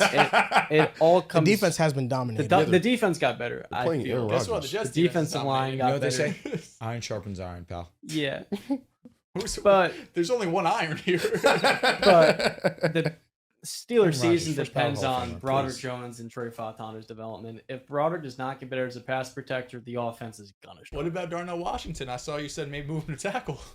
Yeah, it's really a pipe dream. For He needs me. to put on You know? probably 40, 50 pounds. He's a No, good but blocker. he's reportedly played closer to 300 pounds and 265. And the Oh, I thought it Steelers was have like a history of 285. Larry Brown a long time ago, and then Alejandro Villanueva switched to tackle after being tight ends. And I feel like Darnell Washington, he could play offensive line. Some man, he would get a major bump in the amount of that He he had the gets longest paid. win- Remember wingspan when among they any tight flamed end. us for fucking? They traded up for Broderick Jones. We got Will McDonald. Yeah, Will McDonald's He awesome. clears Broderick Jones. Yeah, Stafford has a back He can't issue push back I to did me. see that. that some people are not taking too seriously. The team at least is just holding him out and just making sure that it's I saw that okay. doctor said he could be ready by week 1. Yeah. He should be ready. So, but that's I just think something to Sean monitor. McVay said if they had a game today, he'd play. But obviously, it's not ideal. But also, Matthew Stafford's one of the toughest football players in the history of the game. Yep. he's also He's a old as tough dirt. son I of a don't know if we gun. had this on here. Kyron Williams got a nice little extension. Yeah. He did. And that ends the debate: Jalen Warren versus Kyron Williams. It's not over for Warren just yet. Wait, what was the debate? Just who's He better? just thought he was better. Oh, yeah. I mean, Warren's not getting 33 mil. He needs opportunity. What was it, 26 guaranteed? 25? Something like that. Nice Kyron little- Williams is one of my pride and joys. That's still good money, man. Absolutely love him. If I could add one more thing for the training camp takeaways, a big player who's turning heads at training camp is Torrey Horton of the Seahawks, who fell to 5th round after a knee injury last year. Respect that. He Colorado wasn't upstairs State. while we were talking about him. Nice. He was not. I was You guys doing just- some editing. This is Have this is a some ball telepathy knower. here. No, but we're reading the reporting. We kind of saw him at college show out big time his second and third to last year in school, and Nicky Manwari praised him, saying he's the steal of the draft, going up against him. Even Drake Woolen called him. He's Jerry gonna Rice start. He's gonna start. Junior, he's somebody who's making big time plays, and they need that outside receiver. So that's someone I'm at the end of MVS. some drafts in fantasy. I'm definitely targeting Torrey Horton for sure. Yeah. Yo, also training camp news. Have you seen who's been Mahomes' number one? Yeah, Tyquan Thornton. We were always here, boy. And I promise, I'm rooting for him. Over under 300 yards this year. Ooh, good line. I mean, he's man. basically That's a the Tyreek good Hill line. replacement. Something like that. Dude, Mahomes loves him. He's having a great camp. He loves him. So is Over. Dante Thornton in Raiders camp. Say it one more time. Dante Thornton? Rookie, Deontay third Thornton. round pick okay, or fourth got it. round. He's Fourth on the round Raiders. pick. He's like 6'5", runs like a 4.4. Yeah, 4.3 something. I He think needs he's to go. 4.3. Now that Kyron just got his money, you think Cook is going to want more? Well, I Cook think this is is a better good than Kyron. baseline for Cook. Kyron's been more Because productive. they just than sent him a deal and he didn't like it. Cook is better than him. But Cook, remember he went on Instagram? It's like he wanted like 15 a year or some bullshit. Yeah. I don't know. I think this contract. If they gave James Cook the exact same deal, I'd be like, that's not You good. watch Kyron and James Cook run. Who do you think's better? Cook is better than I think Kyron. James Cook. Yeah. I'm not mad about this. James Either Cook- which way I win. I think He has Kyron's a better turbo goal gear line to Those him. are two of my bros. Kyron's definitely a better goal line back, but James Cook is more explosive. Yo, this corner we just grabbed. Talk to me about him. Jacorian A lot Bennett. of people like him. He's good. Fifth Is he in. over Ringo? Yeah, I think he's gonna start outside. He was fifth in passer rating allowed this past season. He just dropped a whole film analysis on his TikTok I've at seen Joel V. it, Moran. But Please I tune in. wanted to just ask him in person. I didn't feel like watching that. No, shit. he's physical. He's 5'9", runs been a lot of DJ Reed. He's a good player. There we go. He just doesn't fit Pete Carroll. Pete Carroll has a thing for like longer, lengthier corners. Okay. That's why they drafted. Browner. I saw your little clip of him Brendan locking Browner. Jamar up. Yeah, he had Shit some good moved reps me. against Jamar. So I think that Spoon? he has a good Spoon's a chance big to boy. start at outside corner. Okay, we But got a those are feeling the- right Drake there. Woolen's got that length and size. Yeah. Yes. Mad length. We got a feeling right there. We need, There's a player on the Raiders who they just drafted at corner who is like 6'4", Darian Porter. I think that's his name. Yeah, I would He say- is a massive corner. Massive. So Pete Carroll likes his type, and There we they go. got a defensive Mammoth line of a help. man, they're calling him. Thomas Booker. Okay. I don't Oh, think yeah, it matters that much for the Eagles. They have a lot of good defensive linemen that I think are going to break out. Yeah, Thomas Booker. Like I think Murrow Jomo is going to be a breakout. I think he's going to break out. This Stay year. over there, bro. No, I mean I've been over here. I've been. No, you know, you ain't. 2021. I say Eagles making the playoffs. You said They were predicting you said to the win 4 Bengals were better games. than us last year. I don't remember that. I remember actually vividly. I watched don't. that video every day. You do? Yes. You never sent it to me I to don't need to. reaffirm. I me. watched you say the Bengals. I watched you say the Cowboys, and there was a third team that I completely. You were talking about the fucking Seahawks for like 5 minutes too. They were 3-0 at the time. Yeah, and the Bengals were 0-2.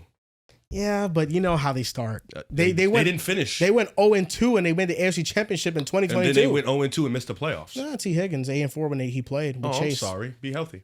Really makes you think, is T. Higgins the impact player? Yeah, The you know, game plan for guarding T. two Higgins, elite not Joe receivers. Guarding two elite Hey, receivers, very Jamar tough. They You game said plan it. for Jalen Hurts butt tuck. That's Who all would I'm you saying. start for the Saints? Quarterback? I heard they both been ass. Tyler I've heard Shuck. everyone's been asked. Yeah, I'm not starting Rattler week Tyler one, bro. Shuck, Hayner, Trying to tell you, Spencer Tyler Rattler. That top Shuck. 40 pick on Shook. He's Why- NFL ready. Why didn't they just 426. take Shador, bro? I don't know. I'm not saying he'd be better, but like He would be so much better. Tyler Show's like 26, bro. So what do you think about the clip of Jamar Chase saying they game plan for Josh Allen, not Joe Burrow? I thought it was funny as hell. It's funny as shit. We've known Jamar to kind of say things and just mean what he says what he means. He's mentioned he's the best receiver in football. He's the second best receiver in football, third best. Like he's very just confident. He says what he says. So I think like we're gonna joke about it and laugh about it, like because it's funny. But he probably ain't mean nothing about it, bro. It's a bad look on him. I'm not mad that he said it because I respect what Jamar says because he is a dog and he's allowed to say whatever he wants. It's not a good look. You should not be talking ill or have it be perceived that you're talking ill on your quarterback, whether it's fact or fiction. I mean, it's contradictory to all the times that he said Burrow's the best quarterback in the league. So he said that as well, and then He has he's said saying, you know, you game plan for Allen. I think what he meant by Correct. it was that when you play the Bengals, you're worried about guarding Jamar Chase. Mhm. You're worried about how to stop T. Higgins because of all the attention you have to give to Jamar Chase. I agree. You're worried about the weapons. It doesn't mean that within that Joe Burrow doesn't process at a high level and make plays happen, because in his career without Jamar Chase, since Jamar's gone to the league, 8 touchdowns, 3 interceptions, 99.9 passer rating. Joe Burrow still plays elite when Jamar doesn't play. But with Allen, there is no elite player that you're game planning for. You're not game planning for Khalil Shakir or Dalton Kincaid like you're game planning for Jamar Chase when you face the Bengals. Yeah, and just out of structure stuff too. Like Burrow can do it, but the way that Allen does it was a perfect comp because there's a lot of other quarterbacks he could have said where it's like even Lamar, it's like sure, but He he got picked a Derrick di- Henry back yeah, I there. get You know what what I you mean. mean? So it was a very specific comp where Josh Allen has the dual threat ability to make things happen outside the pocket when plays break down that you have to stop that. They don't have another receiver on top of it. So it's really the only quarterback I could think of and be like, you know what? Like it's fucked up, but he's not wrong. Burrow's a mobile pocket passing quarterback. He's Yeah. mobile, but he's a pocket passer. How do you stop a pocket passer? You stop the receivers from getting open, Mhm. or you get pressure on them quickly. Like, how do you stop Tom Brady? Get pressure on him. You know, so I feel like with Allen, because he can extend play so much better, you game plan for that aspect as well. Where Burrow, you're trying to take the receivers away so he doesn't have anywhere to throw it to, because, you know, then you're in trouble. It's a team game. Team game. Yeah, Team game. that's what I thought he meant by it, though. I mean, Jamar Chase, I don't think he just throw Burrow under the bus like No, that. he loves Burrow. But They I love could each other. definitely, like, if I'm They Burrow, I bros, could man. definitely see how I would take it the wrong way. Like, I if would've you're Joe called him Burrow, immediately and been like, yo, bro, what the hell? What are we doing? yeah, like if you're Joe Burrow, you're listening You're to gonna that. get that quote and you'll be like, come on, bro. Like, you did not have to say that. You could have You're said my nothing. boy. We go back to college. You couldn't use Jared Goff. You couldn't use somebody else. Jared Goff is a perfect one because you're game planning for Amon-Ra, you're game planning for Jameer, you're game planning for even Jameson Williams, who's taking the top off at least once a game. you had to go to your guy who just so happens to be a top It's friendly 3, fire 4 for sure. quarterback in the world. Who plays with like the worst offensive line ever. Yeah. Yeah, I really don't think he meant it like in a bad way. Nah, no Like way. the more I think about it, I really just think he probably just ain't interpreted it the way he wanted He to. didn't mean it in a bad way, but you're gonna have people that don't take a second sure, to for sure. reflect. Spurs was and also think. on being like, you better pay Yeah, Jamar. You better pay facts. C. Like, But Jamar be on some shit too. Like, no, we got the best quarterback in the world. Yeah. You know, he better than Mahomes. He loves taking He is shots better at than Mahomes. Mahomes. Talk. A lot of people are. Yeah, better than him. They have a real rivalry, even though it hasn't really materialized in the last couple of years. Yeah, they both No. ass as It's shit. just the Bengals franchise is horrendous. Like switch quarterbacks, Burrow's sitting on 3. Yo, yo, real shit. All right, no, I'm with you. Like, I mean, yeah. having elite defense goes a long way. Having Tyreek Hill, I mean, Andy Reid on Andy your career Reid, goes a long you way. kidding me? Travis Kelce. For Having sure. MVS is One number year, one Damian option. Williams. Can't forget him. Nope. Which can't. one does he win? Wait, who? Burrow. All of them. Not this one. He doesn't All win the ones I Mahomes said 2023. all the ones Oh, Mahomes okay, won. okay, okay. 'Cause He This is definitely still doesn't Bell. win 2023. Against San They- Fran. Against- No. Yes, Why do you say that?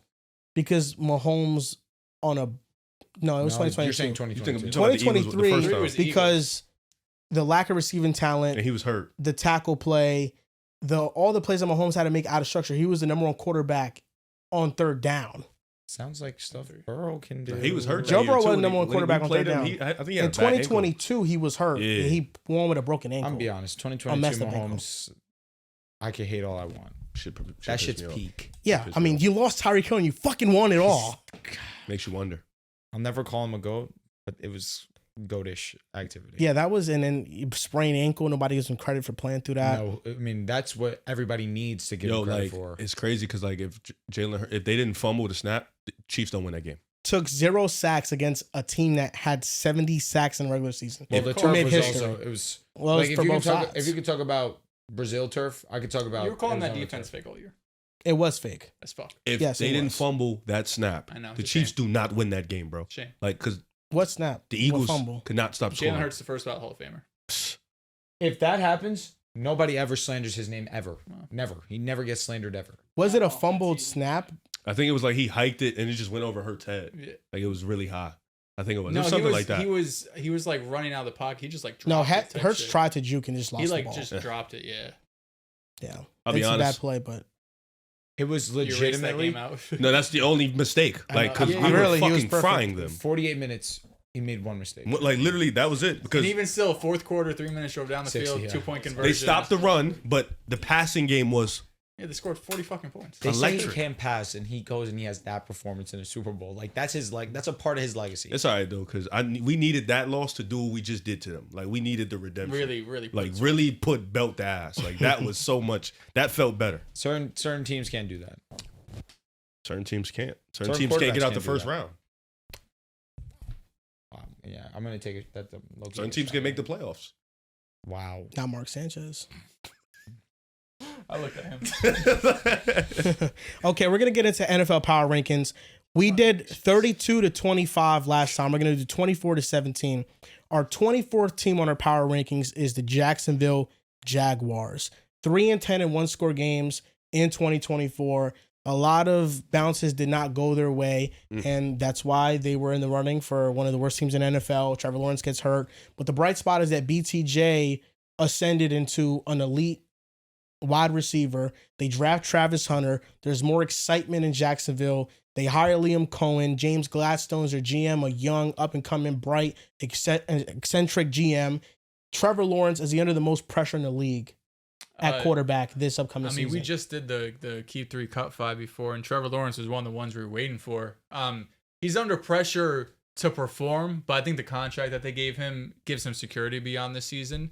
Of course, having a first-time head coach and new, play caller is going to give him a little bit of leniency there, too. I think the biggest piece of news that we didn't have the last time we recorded this was that Travis Hunter actually seems like he's going to be a full-time offensive player because during training camp, he's been getting mostly defensive work, but what Liam Cohen was saying, it was just there was more to go into the defensive side of the ball that he had to learn. He felt as a receiver, he was much more polished. So they felt like they want to get him more defensive reps, which is why, some of the numbers that get reported have been that way.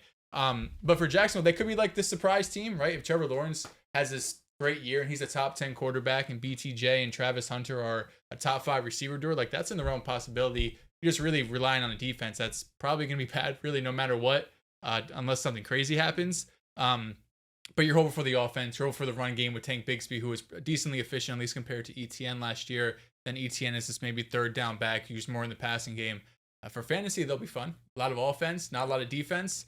But for real life, I don't think they're going to be a playoff team. They really feel. There you go first, John, please go. You sure? 100%. Thank you. They really feel like a diet version of the Cincinnati Bengals in a sense where that passing game and the explosiveness with their two receivers, it's something that keeps them very competitive. I'm a little bit lower on them, and I have them at 26, which definitely kind of left them in that kind of bottom half. Maybe I think some Jaguar fans who are excited should be, because it's the perfect infrastructure. Brandon Liam Cohen, we saw Tank Bigsby take a big step forward last season. But my concern would really just be the offense line beyond Walker Little at left tackle. We need Anton Harrison develop on the right side, and the interior is very spotty. And I feel like the defense, they have a lot of big-time players on the front seven, but really the back end is where I'm concerned. But I wouldn't be surprised at all if this team gets a few players like Tyson Campbell to stay healthy, and they're able to win 9 games this year and compete for the division. I really do think, though, it hinges on that running game, being able to kind of set the table, because that's what made the Liam Cohen offense last year so potent with Baker Mayfield being able to open the game. And I think it's an exciting time to be a Jaguar fan. But really, for me, I'm kind of looking out to next season. I think this year, 2025, is going to be more so like a foundational part. I think what would turn me on if I was a Jaguars fan is the idea of us actually having a run game. Liam Cohen went and turned Bucky Irving, who is also, on top of it, extremely talented, but mainly Rachaad White, into a serviceable running back. And we understand Travis Etienne has had seasons where he does have production, but it's not efficient production. And Tank Bigsby last season showed flashes of being a really strong rusher. I'm really excited for what Liam Cohen and Tank Bigsby can do, but I'm also excited for what Travis Etienne can potentially be as a receiving back, because coming out as a draft prospect, that's really what was his claim to fame. He was a great dual threat. We haven't really seen that come into fruition so far into his career, which is unfortunate. But I think it'll be more of an emphasis on the run game and building off of that, especially when you have BTJ and you have Travis Hunter. You know what they want to do. They want to pass the ball because they have two, which should be elite premier weapons in Travis Hunter, who we believe is going to be really great. But if you can get the run game going, this makes your offense completely unpredictable and makes football for Trevor Lawrence just a world more easy. And that should be the main goal for the Jaguars this season, because I'm with you, John. This is a building block for what should be the last piece to their Infinity Gauntlet next season. They really can put it together next year, but this is a great step in the right direction. And I also want to say this. Bringing in Travis Hunter brings eyes on Jacksonville. That matters. Who cares about Jacksonville? Trade a lot for him. Even when you got Trevor Lawrence, we cared. I watched because I was interested in seeing what the Andrew Luck prospect would look like. But I don't care the way I care about potentially seeing Travis Hunter play both sides of the ball. And this is a guy who, I love football. I watch it all the time, but imagine what a casual fan wants to do now when it comes to watching Jacksonville football. Like, they're interested. So that is something to look into, see how their ratings, how their sales go. But strictly talking about the football team, their offense should be dynamic. Diet Coke, Cincinnati Bengals was a perfect take, John. It's true, because BTJ is like Jamar and for the lesser. Travis Hunter, T. Higgins. I don't hate that, but you'd hope that Travis Hunter could be better. The run game, whatever. But bad offensive line, I don't hate where you're coming from. I think this defense has its ways to go. I like the defensive line, but outside of that, there's nothing that really gets me going overly. But there's things to be excited about if you're a Jacksonville. What is this, sir? Trevor's third coach in 4 years, if I'm not mistaken. 4 years, geez. Yeah, it might be third Is coach. it 5? It might be 5. It's 4 years. Yeah. No, it might be 5 because Doug was there for 2. It doesn't Doug even was matter. there for 1. But you know what I'm saying. This is third coach. Liam Cohen did some things over there in Tampa Bay, some really good things. You have BTJ. You have Travis Hunter. I think Travis Hunter playing more offense is dope because just, Colorado was one of the few teams I was able to watch last year for college. I felt like he had more natural ability at the wide receiver. As a corner, he's a great ball hawker, but there's still some things, some nuances there that he could learn. Glad that he's doing that. I don't know. Expectations for Trevor is probably middle of the pack because the situation over there is just so it's nothing foundational. It hasn't given you no real foundation over the last 3 or 4 seasons. You've just, like you mentioned, Drew, I think building block is a good word because you just found your real building blocks in BTJ, in Travis Hunter. I think the defense has a couple guys like Josh Allen and stuff, but I think you still need to have some building blocks over there. Tyson Campbell was a building block at first, then got hurt, kind of been having an up and down career as of late. So you want to, hopefully he can get back to a good to great level at that. But I think Travis Etienne was another one that was a building block. Offensive line kind of fell off. He kind of fell off. You know, you're hoping he can get back to that level. Offensive line still needs a work in progress. So I think for this team, it's just a lot needs to go right. I think right now, you mentioned it, they were like, what, 3-10 or 3-8 in low in one-score games?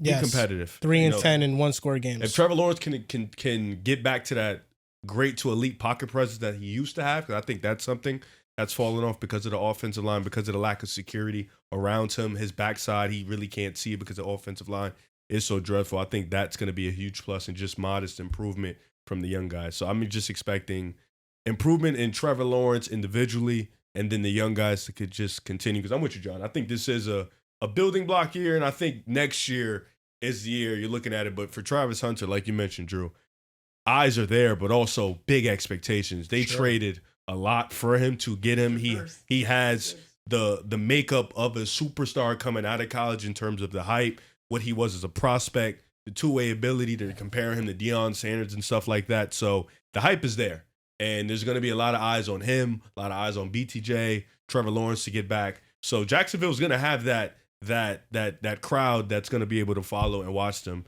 So it's going to be a lot of eyes on them. And they want to be competitive because of the fact they don't have their first round pick this year. Like that's a nice, important part of the season for them, being competitive.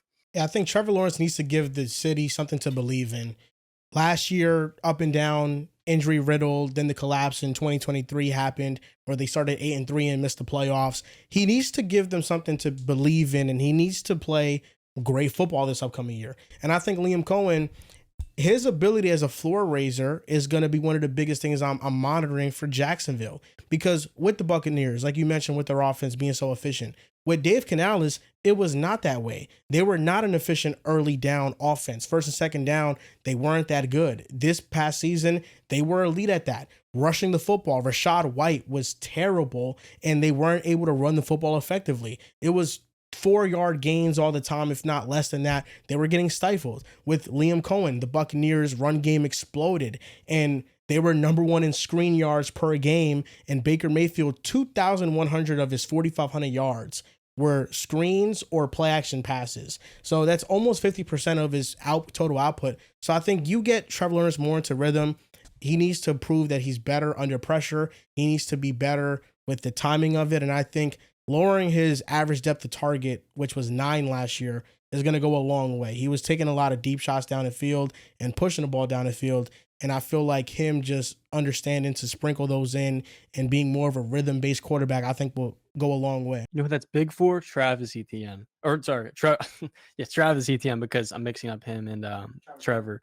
Yes, because of the fact that when they drafted him in the first round, it was to be that receiving back. We saw the report already that that's kind of the role they're tailoring for him, kind of like Rashad White last year. So I feel like that's the best role for him, and then also Tank respectively. So all these teams that we're about to mention are in the hunt teams. Teams that cumulative ranking, we all give our individual lists.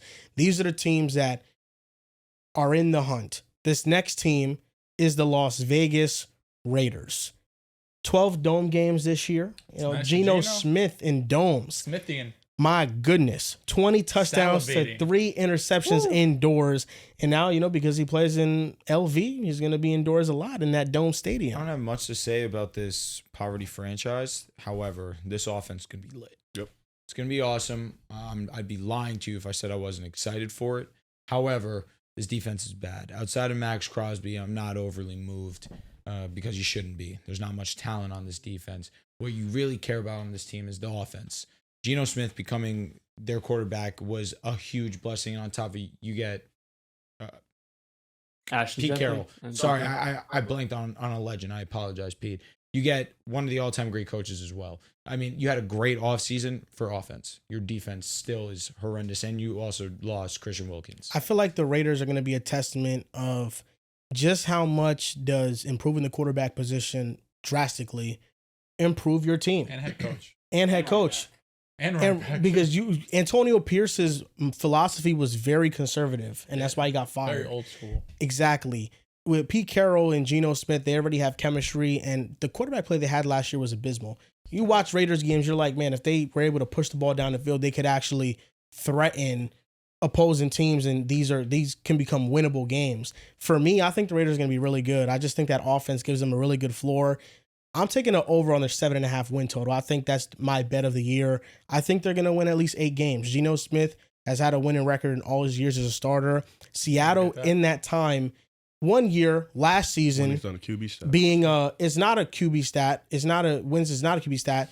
But last season was the only year Geno had in Seattle where the defense was good. The first 2 years, the defense was so terrible. It was bad. But him being able to lift up that offensive floor was the difference maker with that team. And I think that the Raiders have more of an ability to run the football. Like Seattle could never run the ball. Yeah. And now with Ashton Genty, the Raiders offensive line, I know is not that talented, but I think they should be able to run the football a little bit better than Seattle at least. I'd be with you with the over 7.5 wins. And even if I had to choose, I might still take the over there. Just the division they're in, obviously super tough being in the AFC West. I think you could be as high on the Raiders as anyone. And it's really hard to not have them in 4th place in this division. Yep. So, there's a world we talked about a couple of years ago. Like, can the AFC West produce 4 playoff teams? This feels like a year that it is actually possible, but it's mostly due to the offense. It's really hard to find the silver linings for this defense outside of just having a new coaching staff in there that's going to be bringing a different scheme and hopefully being able to bring the most out of players, which we've seen Pete Carroll be able to do before. But I feel like that was really, and I've said this in the past, when like a college coach comes over and they're able to get these new draft classes in, because there's a lot of guys they recruited or have relationships with. It's a bit different because obviously Pete Carroll's been out of the college game for a decade at this point. But I think you have to be super optimistic about the offense. Brock Bowers has a record-setting year with terrible quarterback play, and that's only going to improve. You have Jacoby Myers in the slot. We were talking about Dante Thornton, who is looking like the starting X receiver. And Trey Tucker, who's comped to Santana Moss. Trey Tucker getting Santana Moss comps from Geno Smith. Shout out to him. But yeah, this is a team that's kind of similar to Jacksonville. Like, we're really excited about the offense. The defense feels like it is a decently far jump away from being like an actual competitive unit week to week. So I wouldn't be surprised if the Raiders were sitting around that 7-8 win mark in the hunt. But just going to be tough with this division, being in the AFC and finding a way to stop some of these great quarterbacks. Absolutely. I feel like this is going to be one of the most fun teams to watch in the NFL, because we talk about like the Giants a lot for how special their front seven is, how physical that group's going to be. And I feel like the offensive version of that team that no one wants to play is this Raiders group, when you have not only Brock Bowers and Ashton Genty, but then Jacoby Myers as well.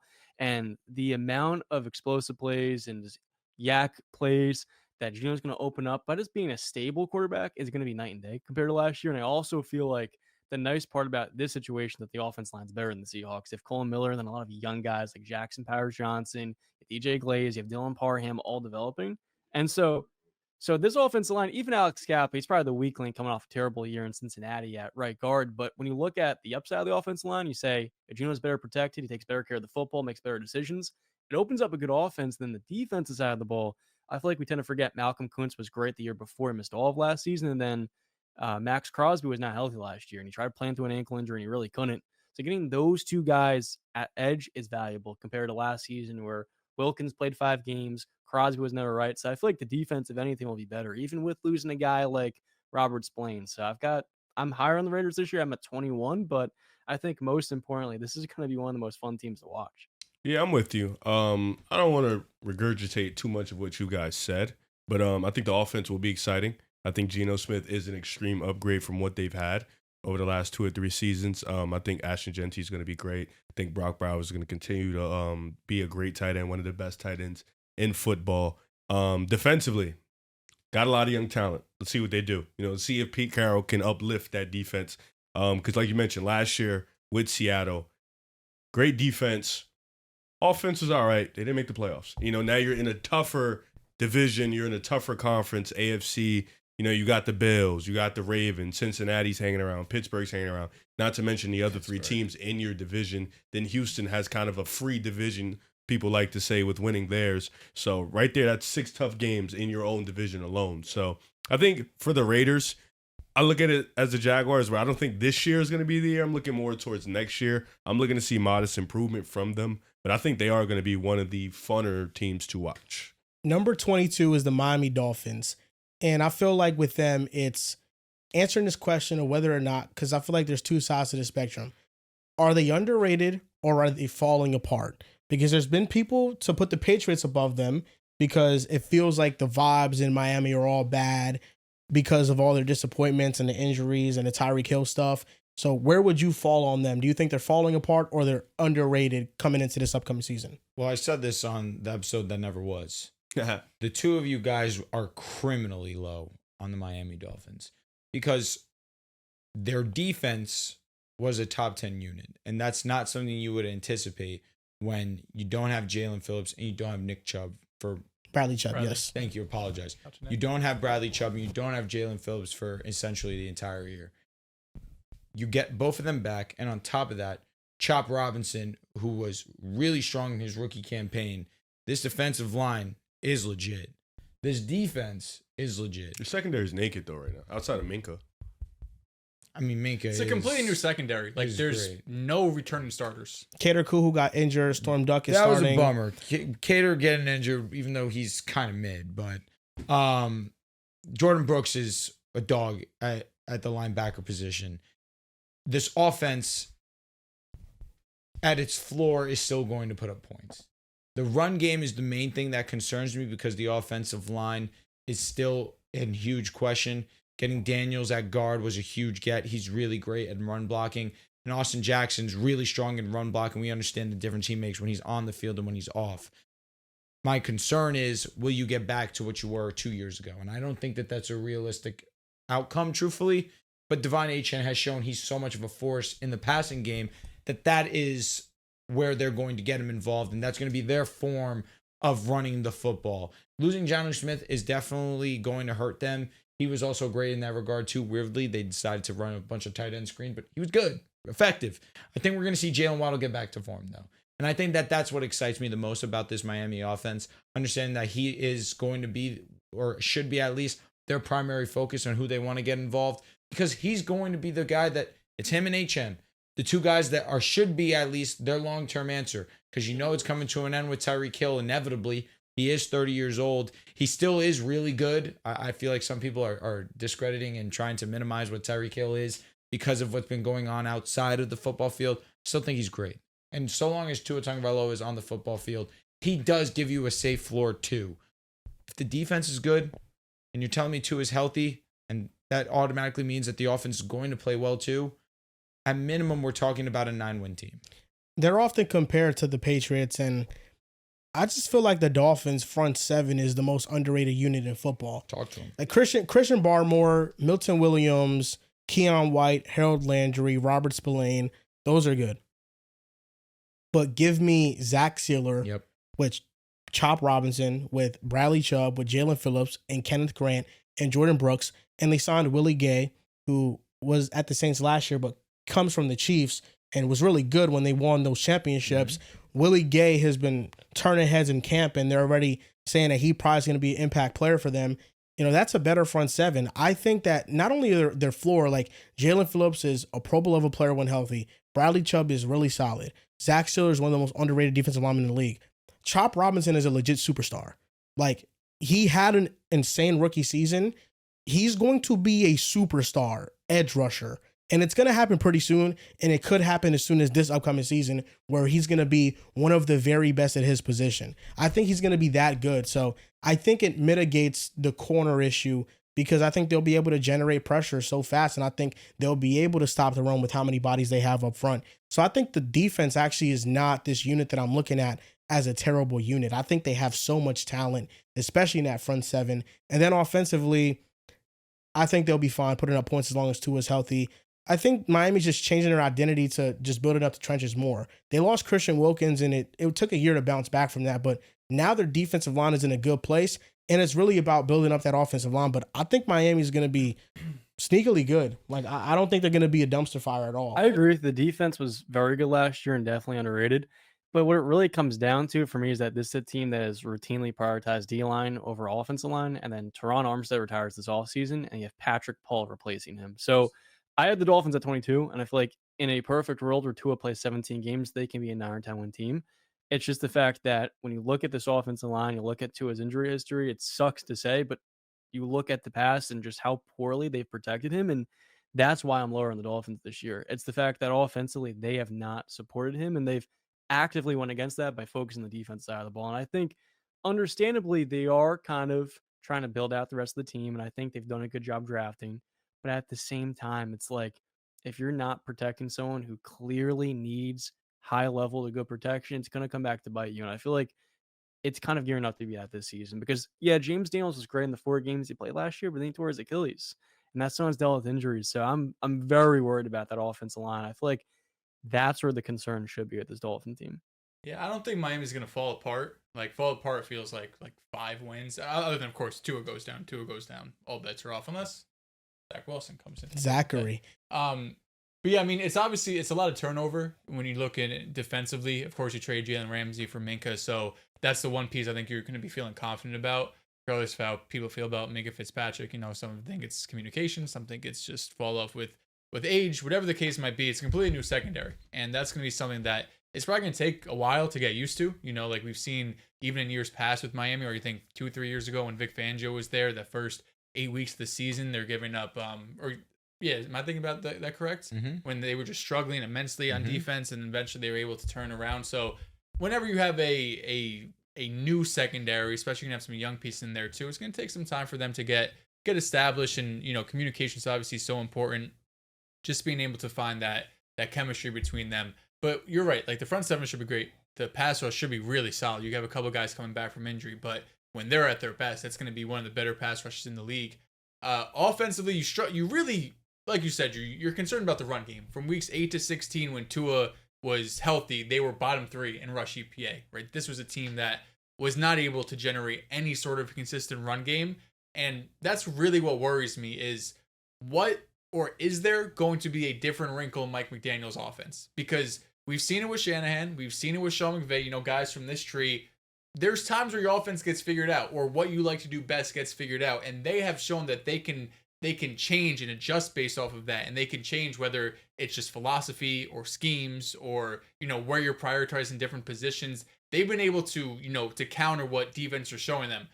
Right now, I think we saw the first version of that with McDaniel when Jonnu Smith was getting so involved, since they were playing so much, too high. A lot of the middle of the field was open, and Jonnu had a fantastic year. Then they went over and traded him to Pittsburgh, which seems odd, especially because Darren Waller is the only guy there that is going to be stepping in, supposed to be ready for week 1. But in the last we saw of Darren Waller wasn't great, and that was 2 years ago at this point. So you're relying a lot on him to be able to kind of, not fill Jonnu's shoes, but fill at least like 50% of them. And then, Achane does a little bit of work. Waddle does some work over the middle. And you got to hope him and Tua and Tyreek Hill could get back on the same page. The vibes definitely do feel off. Even a couple of days ago when Tyreek Hill saying, how do you get better on short down? You take Achane off the field. Just everything that's been going on with Tyreek Hill in Miami, it felt like he was going to get moved in this offseason. But realistically, I don't know if Miami really shopped him, number one, and if they did, if there was really trade offers out there that they considered. Like, I don't know how many teams are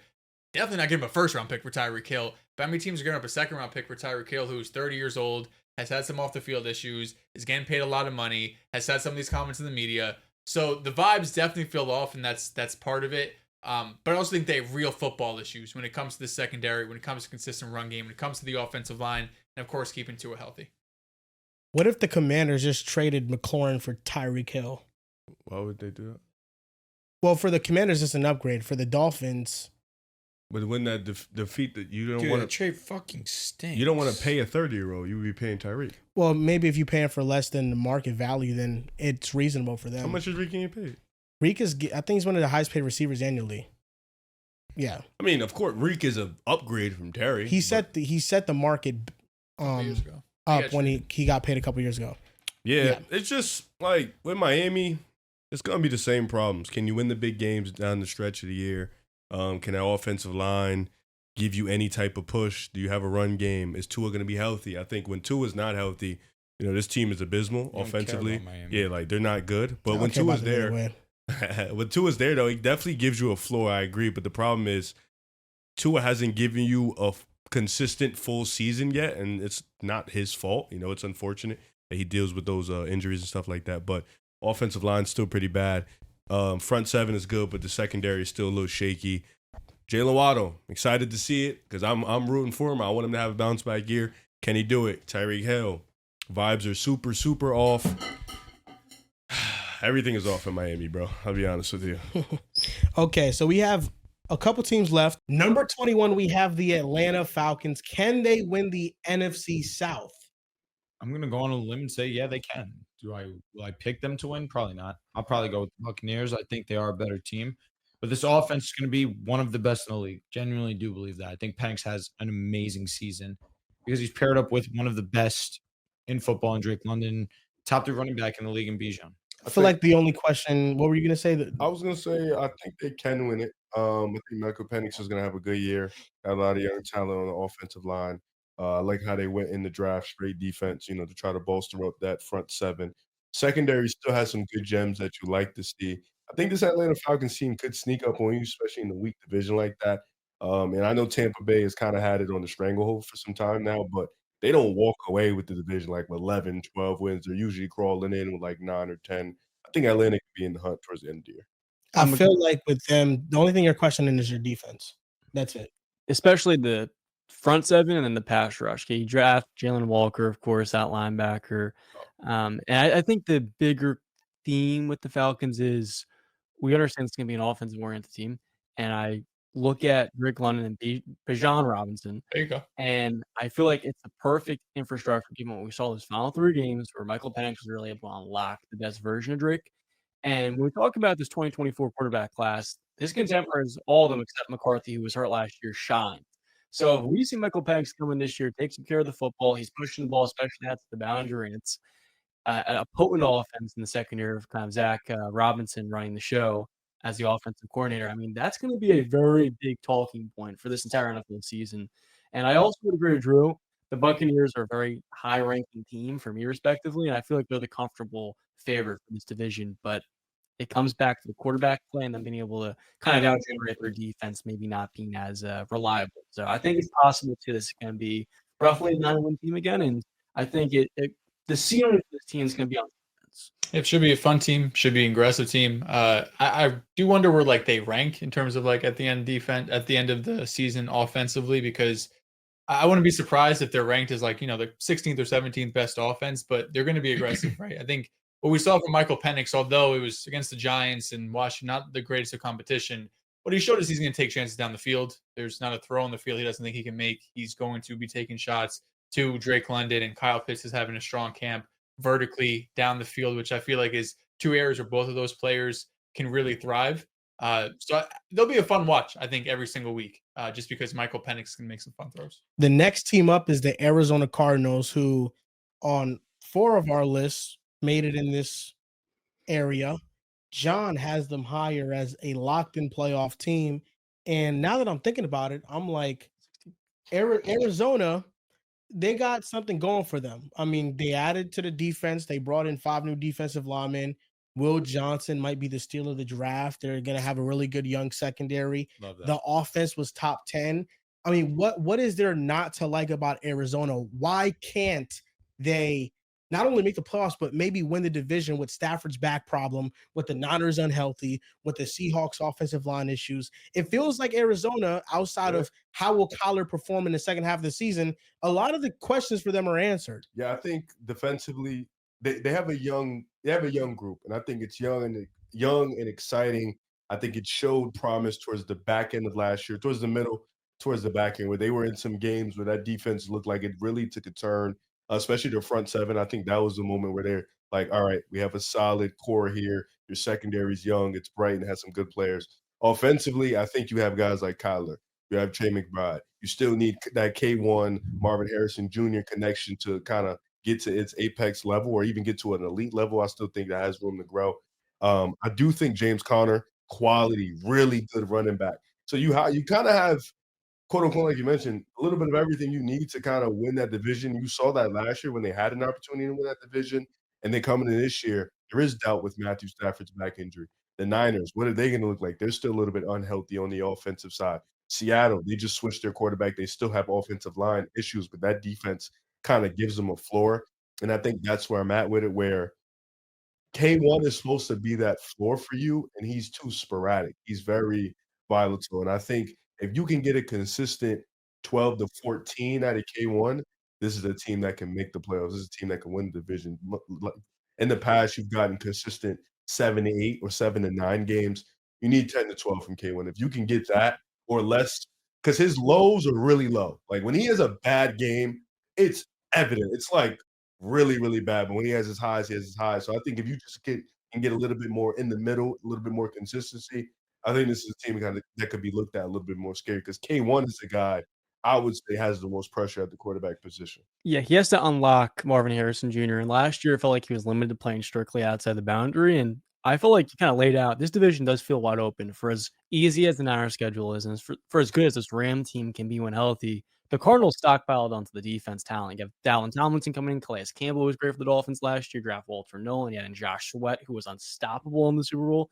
And then, like you highlighted, the cornerback room is filled with young talent down the board. So I feel like the defense and the personnel they're giving Jonathan Gannon gives him a chance to be maybe a top 10 unit at the end of the season, just given how well he's maximized their players. But the offense, it rides on Kyler Murray playing a full quality season. Because the first half of last year was great, but we've seen this before the torn ACL. He hasn't put together that full MVP caliber year. And the first half of last year, he was really kind of bordering on that level. So I'm hoping he's able to figure it out and lock Marvin. Because if he can, this is a team that could easily win the division. I think we get the best version of Kyler Murray this season. I think, genuinely speaking, the Arizona Cardinals are a very volatile team because one season their offense is great and then their defense is lacking. And in the second half of last season, their defense really did pick up the slack. And then Kyler, of course, disappointed. We can acknowledge that. But I think what we have to give him some grace for is now he's 100% healthy. He did play a majority of last season, but regardless of the fact, you're coming off a torn ACL. Yes, this was your first full season, but I feel like now he has more trust underneath himself. Now he can feel a little bit more freedom moving outside the pocket. That's one thing I know that people have put against him. You want him to stay within the pocket. You want him to go ahead and read the field.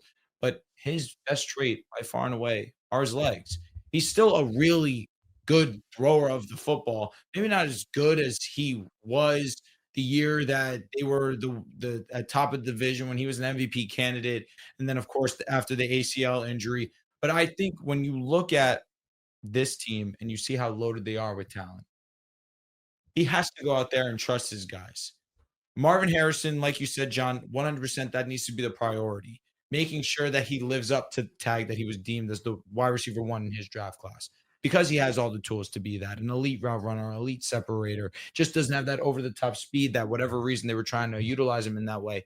Find his strengths. Find the strengths of your offense, and I think we understand what that is. You have a hard-nosed running back in James Conner, one of the most underrated in the league.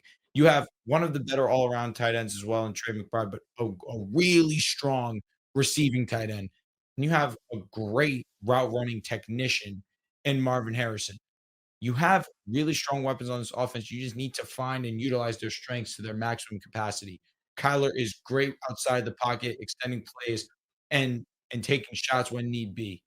His deep ball accuracy has kind of fallen off in that regard, but it's a matter of refining. And I think Kyler can do that, and I think he's due for his best year yet. Yeah, that's the only thing I'm worried about is Drew Petzing the guy to unlock this offense, right? Because it's not on Kyler to figure out how to use Marvin Harrison, right? Like True. Drew Petzing has to give him the routes that he succeeds at, which is more, horizontal breaking rather than vertical routes, which we saw Marvin Harrison struggle with. So that's really my only concern about this offense. One of the more exciting quotes that Kyler Murray has had this offseason was just talking about running the ball more, talking about extending plays, because you talked about, his injury last year, even though he was healthy, but he even said that there were moments throughout last season where like he's still favoring his knee. He still doesn't 100% trust it. And now that he has full season recovered from that, he has more faith, I think, just in terms of being able to get out of the pocket. Although he was still super efficient, it was amongst one of his lowest attempts in terms of healthy seasons. He was still like 7 a carry or something nuts. And out of the pocket, he was making things happen. But he said, like, I watched Lamar Jackson play. He's able to do with his legs. I know I can do that. I should be doing that more. I feel like that's really the last piece for them to, I shouldn't say last piece, Marvin Harrison getting involved in the correct way is really important. But if Kyler Murray is able to consistently extend plays like we see from Lamar and Josh Allen, and he has the mobility to, this is going to make the offense, even better. There's a lot of upside for Arizona, and this next team in the same division, one spot ahead, the Seattle Seahawks at number 19. This is one of those teams that they have elite personnel, but the one thing that's dragging their team back is the offensive line. And this team's going to go as far as their offensive line. You thought this team was going to rebuild, but they really retooled. You swap out Geno and DK, and you add in Sam Darnold and Cooper Kupp, and that is a downgrade. But I think they made their defense better by bringing in DeMarcus Lawrence, who he's going to add to their team, to their defense. And it's really about whether or not Seattle can be a good offense this year. Last year, Ryan Grubb was the OC. Now they have a more proven OC in Clint Kubiak, who had some bright moments with the Saints, but they fell apart because of quarterback play and because of the offensive line. So Seattle's an interesting team. I just really can't get behind how abysmal the offensive line might be once again. Yeah, and then it's also like Sam Darnold, a year wonder thing, right? Because he's going from a completely different staff. I would argue a downgrade in staff with Kevin O'Connell. He's going from Justin Jefferson, Jordan Addison, T.J. Hawkinson, and Cooper Kupp, Kenneth Walker, and stuff like that. Sorry, Horton. Offensive line, sure. Watch out is going to be good. Sure. And MVS. One more yard. Yeah, that's just like I said, sure from the Vikings. This is a complete downgrade. He did. So it's really just to see what we get from Sam Darnold. I think Geno Smith probably is a better quarterback, but at the same time, it's still a downgrade. So their defense gives them such a safe floor. I think that's what you have to be confident about. Mike McDonald got there, and this was one of the elite defenses last season, especially as the year went on. This defense just got better and better. Another offseason, another season just in general being used to the scheme, used to the play calls, used to the verbiage is only going to get this defense better. You guys are right. It really comes down to the offense because this is a team that, even with Geno Smith, the better quarterback, a terrible offensive line and could not run the ball. And now you have a worse quarterback, still a bad offensive line, still probably can't run the ball, and you downgraded at receiver, right? It's a very weird fit with JSN and Cooper Kupp. These were two of the highest slot percentage guys in the NFL last season, and now you have them on your same team. So how are you going to make this work? You got a new offensive coordinator in there as well to try to spice up some things because you weren't pleased with Washington. I forgot him last episode. Ryan Grubb. You got Kubiak in now, so I think you have some general optimism there because Kubiak showed in the first couple of weeks with the Saints before Derek Carr and the entire team went down. It's a fun offense for those 2 or 3 weeks. Of course, it flamed out just as quick, but I think it showed some promise if you're a Seahawks fan that maybe you can mask some of the deficiencies, but I'm not holding my breath. The defense being as elite as it is, It's really good. it makes me think, can it carry to a playoff spot? It's that great. It feels like it could carry to 10 wins. It's legitimately going to be a top 5 unit. I say at floor top 10. You just have to hope that Sam Darnold doesn't look like the end of season Sam I hope Darnold he's not Jameis or Joe behind that Flacco. offensive line. If he's regular season Sam Darnold, you're lit. He's right. You're a he might playoff win team. games. Yeah. You're a playoff team quite easily. The issue is this offensive line is putrid. Unfortunately for Kenneth Walker, he does not look what we know he can look like He's also been hurt in camp. because of that offensive line. On top of his inability to be 100% available to the team, your weapons they're lacking, especially after losing DK Metcalf. But you get the ascension of JSN, which is huge. I have my concerns about this offense for valid reason. I do really trust his defense, though, which makes me like Seattle. It's funny because, like you guys said, I love the coaching staff. I think Clint Kubiak did great work in the limited time that the Saints are healthy last year, and the defense is going to be really good. My concern with this team is exactly where you guys are resting at. It's the fact that Kevin O'Connell is a quarterback whisperer. And when you look at Sam Darnold prior to going to Minnesota, specifically that Carolina team, they were a very good defense for 4 or 5 weeks in his first year there, but the lack of consistent pass protection is what led him kind of unraveling, his confidence dissipating. So I feel like one of the biggest, maybe it's not a storyline necessarily, but one of the most interesting things this year to see is how does Darnold handle kind of being under pressure because they drafted Greg Zabel in the first round at guard. But you have to look at the run game maybe not being consistent, the offense line giving him a lot less time, maybe just being undressed more. And then after that, where's Cooper Kupp going to fit in this picture? I talked about before, big expectations for Torrey Horton, but it's a rookie. How long does it take them to integrate him? So I feel like that's going to be a big case study. How does Sam Darnold evolve and really grow in this situation? 47% of Darnold's dropbacks were over 3+ seconds. He held the ball a ton, and 29% of his interceptions came when pressured. So you pressure him, he's going to turn the ball over, and the Seahawks offensive line isn't the kindest. So I think that's the biggest storyline for them. The next team, the Chicago Bears, who make it as an in-the-hunt team near the top. A lot of offseason additions. Drew Dalman, Jonah Jackson, Joe Tooney, Ben Johnson, new coach. They do have the 7th hardest schedule. And last year they could not run the ball. You're hoping that Ben Johnson can open that offense up. Is this team hype once again, or is this team real? Because I think they've been off-season winners for the last couple of off-seasons. And now we're getting some videos from training camp of Caleb Williams rolling to his right and just throwing it to nobody and getting intercepted. So, how much stock are you buying into the reporting that's been going around with the Bears and how Ben Johnson has been kind of frustrated with the lack of offensive improvement? They're still very sluggish and sloppy on offense. I was watching this DJ Moore interview he was having at camp, and he was like, the type of energy Ben Johnson is bringing, where if you forget a play, you mess up a play, you get kicked out of practice like that day. So I think that's huge, bringing a different type of energy, different type of, leadership to the camp, especially for a team that hasn't been good in a while, and you're coming from Detroit where you've had pretty consistent success under your coaching and stuff like that. A lot rests on Caleb Williams' shoulders. I think that defense is going to be great. I think you have a lot of star talent. You got Jalen Johnson, Jaquan Brisker, and stuff like that. You got Collar Montez Sweat. Yes. I wanted to say, yeah. Javon Dexter, I believe he was a guy who had a really good year last year, and that offensive line is tricky. But I think Caleb Williams had a ton of problems last year that related to him and him holding the ball too long, but also the offensive system that they implemented last year was pretty abysmal. So now you bring in Ben Johnson, who is one of the, you can argue, better than a lot of free agents in terms of just being one of the highest, guys to bring in. I think this Chicago Bears team deserves the right to say, they won the offseason. They got Joe Tooney in a trade. So that was big. So they've made good moves, drafted Loveland and stuff like that. They tend to make good moves in the last 2 off seasons. It just hasn't fully translated. I'm a bit of a believer this year, though. I think they'll bounce back. I feel like I was burned last year really terribly and scaring me. You're brash? Yeah, bad one. I'm scratching it. Do you not want to miss the boat when maybe it does happen, the Bears finally ascend? You know why I don't care? Because I have a quarterback in Bo next. And it makes life so much easier for me. You can argue better statistically, at least, than the number 1 overall pick. I mean, statistically, he's better than 99% of the league. That being said, 99%. That's 99, a big ass number. Yes. It means only the MVPs were better. Pretty they much. say when they spray the germ stuff, they be like, we get 99.9% of the stuff. Like, that's what he's saying right now. That being said, there's things to be excited about with this Bears team, very obviously. Ben Johnson, for me, being number 1.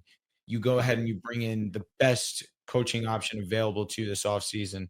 That moves mountains for me. But the issue is you made great moves on this offensive line. That matters, no doubt about it. The issue was you did this to build up the run game and to protect Caleb Williams. Definitely makes sense.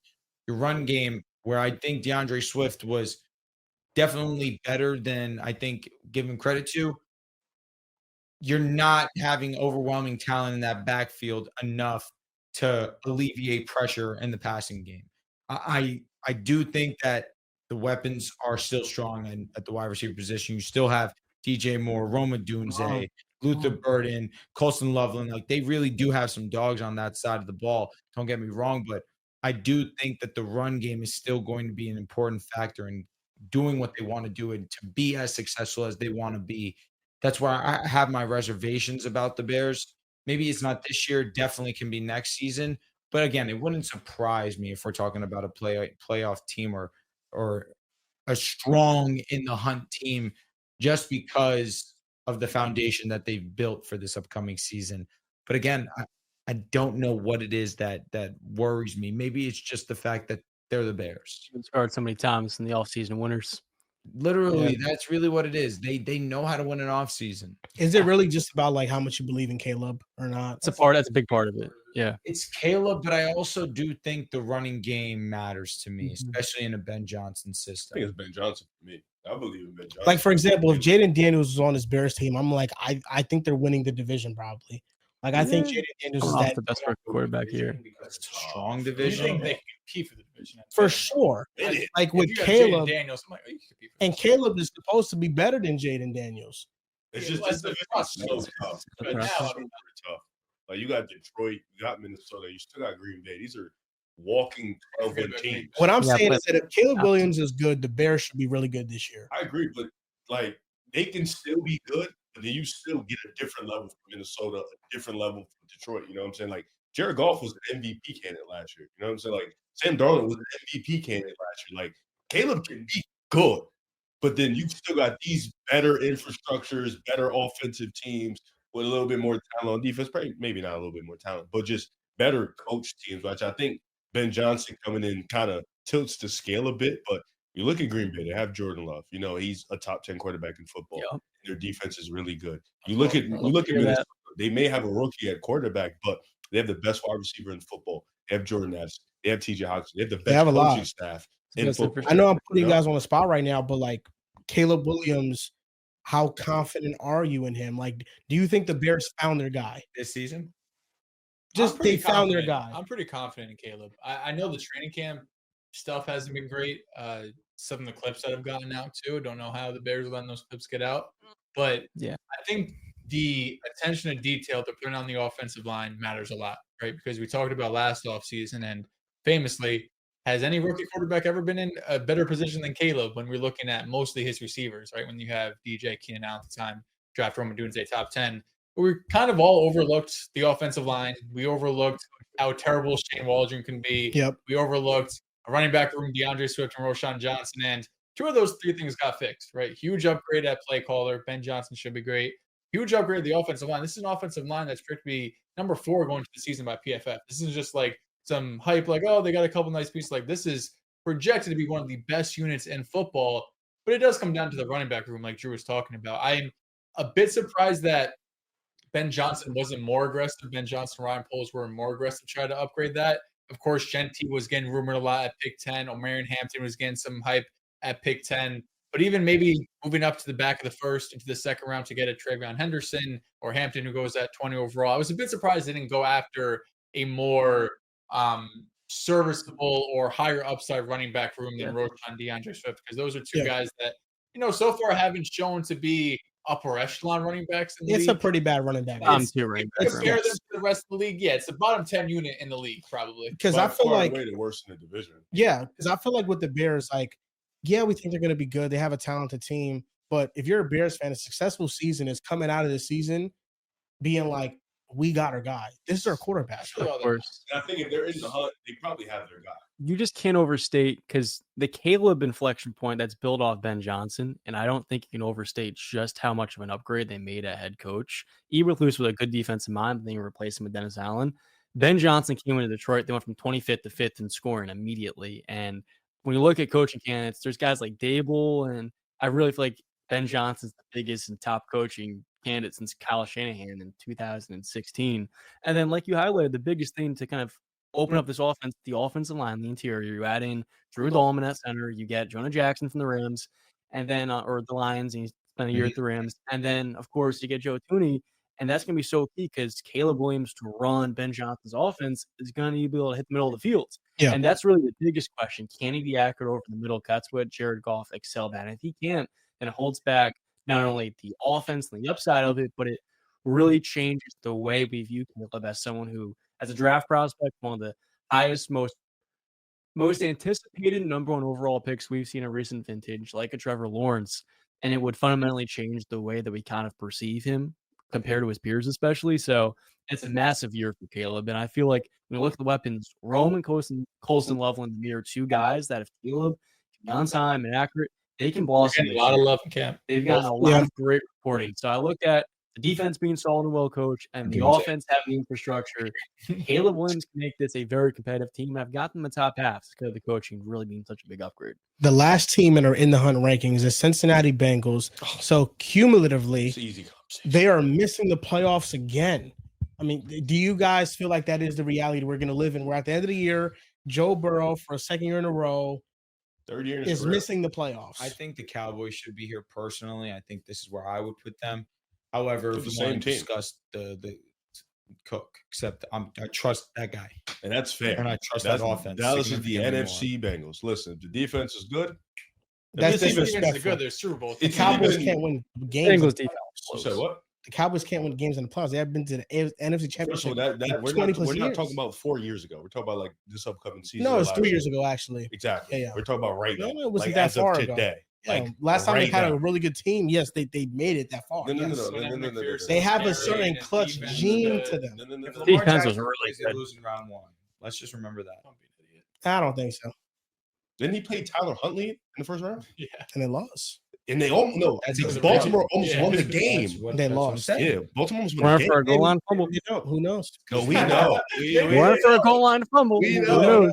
But yeah, no, the Bengals defense, if it's like 20th in the league, you're excited. I can't see them missing the playoffs again. No Of way. course you can. No way. They said that about Drew Brees. He missed the There's playoffs no 3 way years that in a row. that man right there on that screen wearing that beautiful jersey misses the playoffs while he's 100% healthy, while Jamar Chase and T. Higgins are also 100% healthy, right?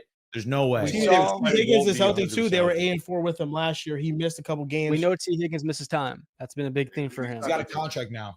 He gets bonuses for games played. That's nice. We saw Drew Brees lead the NFL in passing 3 straight years in a row. Sean Payton and the Saints went 7-9 all 3 seasons. I feel like the Bengals right now, it's so dependent on the offensive line, really the tackle play Maris Mims developing. Because if you have a bottom 5 line and a bottom 5 defense, it's great that Trey Hendrickson and just hold out. But the fact he's still not practicing, it doesn't leave a great feeling because after him, this defense is extremely thin. And Smart for him. Demetrius All in Knight, training camp. TJ Slayton, Chris TJ Hill, Jenkins TJ Hill, Jr. and Logan If I was Wilson Mitch only Marshall, quality wins starters defensive rookie of the after. year. He's going to But- be good. If Trey Hendrickson's not playing week 1, like Chris Jones' situation a few years ago, first and second down, just every single, I feel like, year for the Bengals, it's a slow start.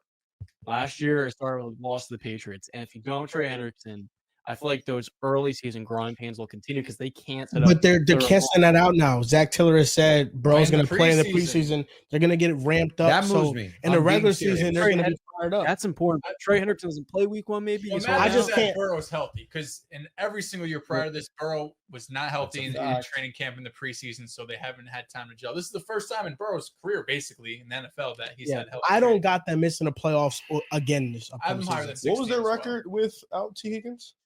Without They were T. Higgins, and they 8-4 were with him. 8-4 with him. So then without him, So they were 1-5. So they 1-4. Interesting. Higgins is a great player. He's a great player. The Bengals are one of the easier teams on this list. I think we all think it's an offense that's going to be top 3, top 5 in the league. A defense that's probably bottom 5 in the league. The defense has been playing better in training camp.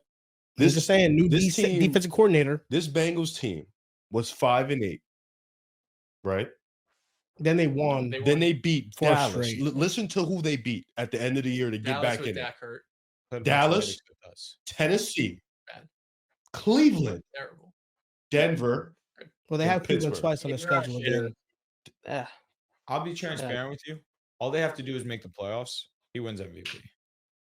Last year was his best season. He probably was the most valuable player to his team. They lost to all good teams last year. So nasty at football. It makes no sense. However, if he missed the playoffs, we're missing out on an all-time prime. Let me ask you the question: if Joe Burrow builds off last season, is it crazy to say that he could have a case as maybe the best quarterback? It's not. It's not. It's not. He builds off last season's growth. It's not. Well, it's a team game.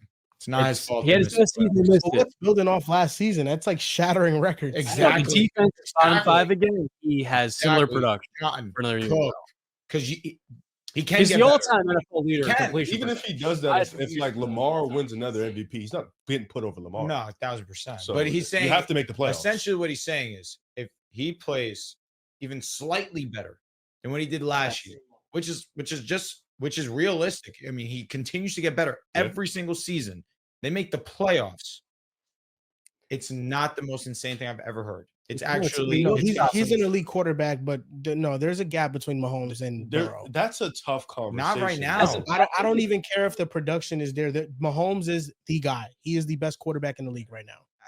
I don't know. I don't feel as strong as I once did. Yeah, because he just lost in the Super Bowl. No, That's but his why. numbers are also not nearly what they were. His numbers in the worst supporting offensive infrastructure of all those top quarterbacks. Okay, this guy has the worst offensive line I've ever seen an elite quarterback have. Is it Yeah, and the Chiefs' offensive line this past year was not good. And in 2022, Mahomes lost the best receiver in football and won a Still had a championship. good offensive Xavier line. Worthy is And better was than it- any and won receiver MVP. Josh Allen That's has. true. Listen, the 2022 season. Xavier Worthy? Is better than any receiver. No, Josh Khalil Allen Shakir is has. better than I Xavier think Worthy. Xavier Worthy is just I'll as tell good, you brother. what, that is a hot take. That What do you is think fair. Xavier Worthy is? Xavier Worthy's was good. He's fantastic all with right. Cleveland last year. He's not a better route runner. Doesn't get better separation than Khalil What are Shakir. we talking about? Oh, Khalil But Shakir. I'm just saying, like, Patrick Mahomes is in the best situation. No, he's still got the best offensive play caller. Like, you're acting like Josh Allen has this.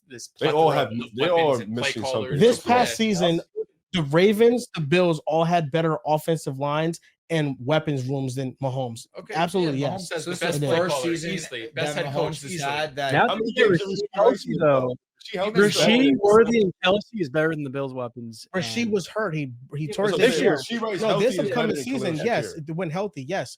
Rasheed Rice is better than him. I'm saying Xavier Worthy is not better than Khalil Shakir. Nah, I'll But take if that's Shakir. your if you're on go on a limb and say this is your hot take, I don't hate it. Yeah, I mean, I'm not going to sit here and act like, oh my God, Mahomes in a terrible fucking situation, and Josh Allen's playing with fucking gods. Like, no, he's playing with Khalil Shakir, Keon Coleman, fucking Curtis Duncan Samuel. man. James Yeah, Cook like- moves. Yeah, we me, know. of And course. this was Josh Allen's first year without Stephon Diggs. Yeah. And he MVP. produced He at an was elite MVP, level. yeah. Yes, and that's Allen is in that tier. He belongs in that tier. And yeah, like these things So you're can saying Burrow's fluctuate. not Allen's tier? I think the top four are the top four. they're all in a tier together. I think I'm that's cool it. with that, I think for sure. Mahomes Cool is with that. by far and away the greatest of all of them. He's by far and away the best out of all of them for what he's accomplished, and it's fair. I'm fine with that. That being said, after this past season, Lamar Jackson, Josh Allen, and that guy right there, they've legitimately put themselves. Mahomes is the with best in the them. playoffs, though. Yeah, by far. He's number one. That has to matter. He didn't Over make it. Overall's Allen? not better in the playoffs than He Patrick didn't No, make Mahomes. he's not. But you're saying by far, he's By pretty great. far over No, Allen? Patrick Mahomes is by he's far and away number one. better By far. than Absolutely. Joe Burrow I'm in the just talking about, playoffs. like last I season. would say Josh Allen though is I feel pretty. like Josh by Allen is far in is the playoffs. They got the third job. Patrick Mahomes, yards per game in the playoffs, passing touchdowns I per mean, game, again, he's passer rating, QBR. He's number one all time. No, objectively, he's he was the best player He's in the he's playoffs. number He one is. in history. he is. It's not just amongst these guys. He's number one in history. He is. We got that, Absolutely. bro, for sure.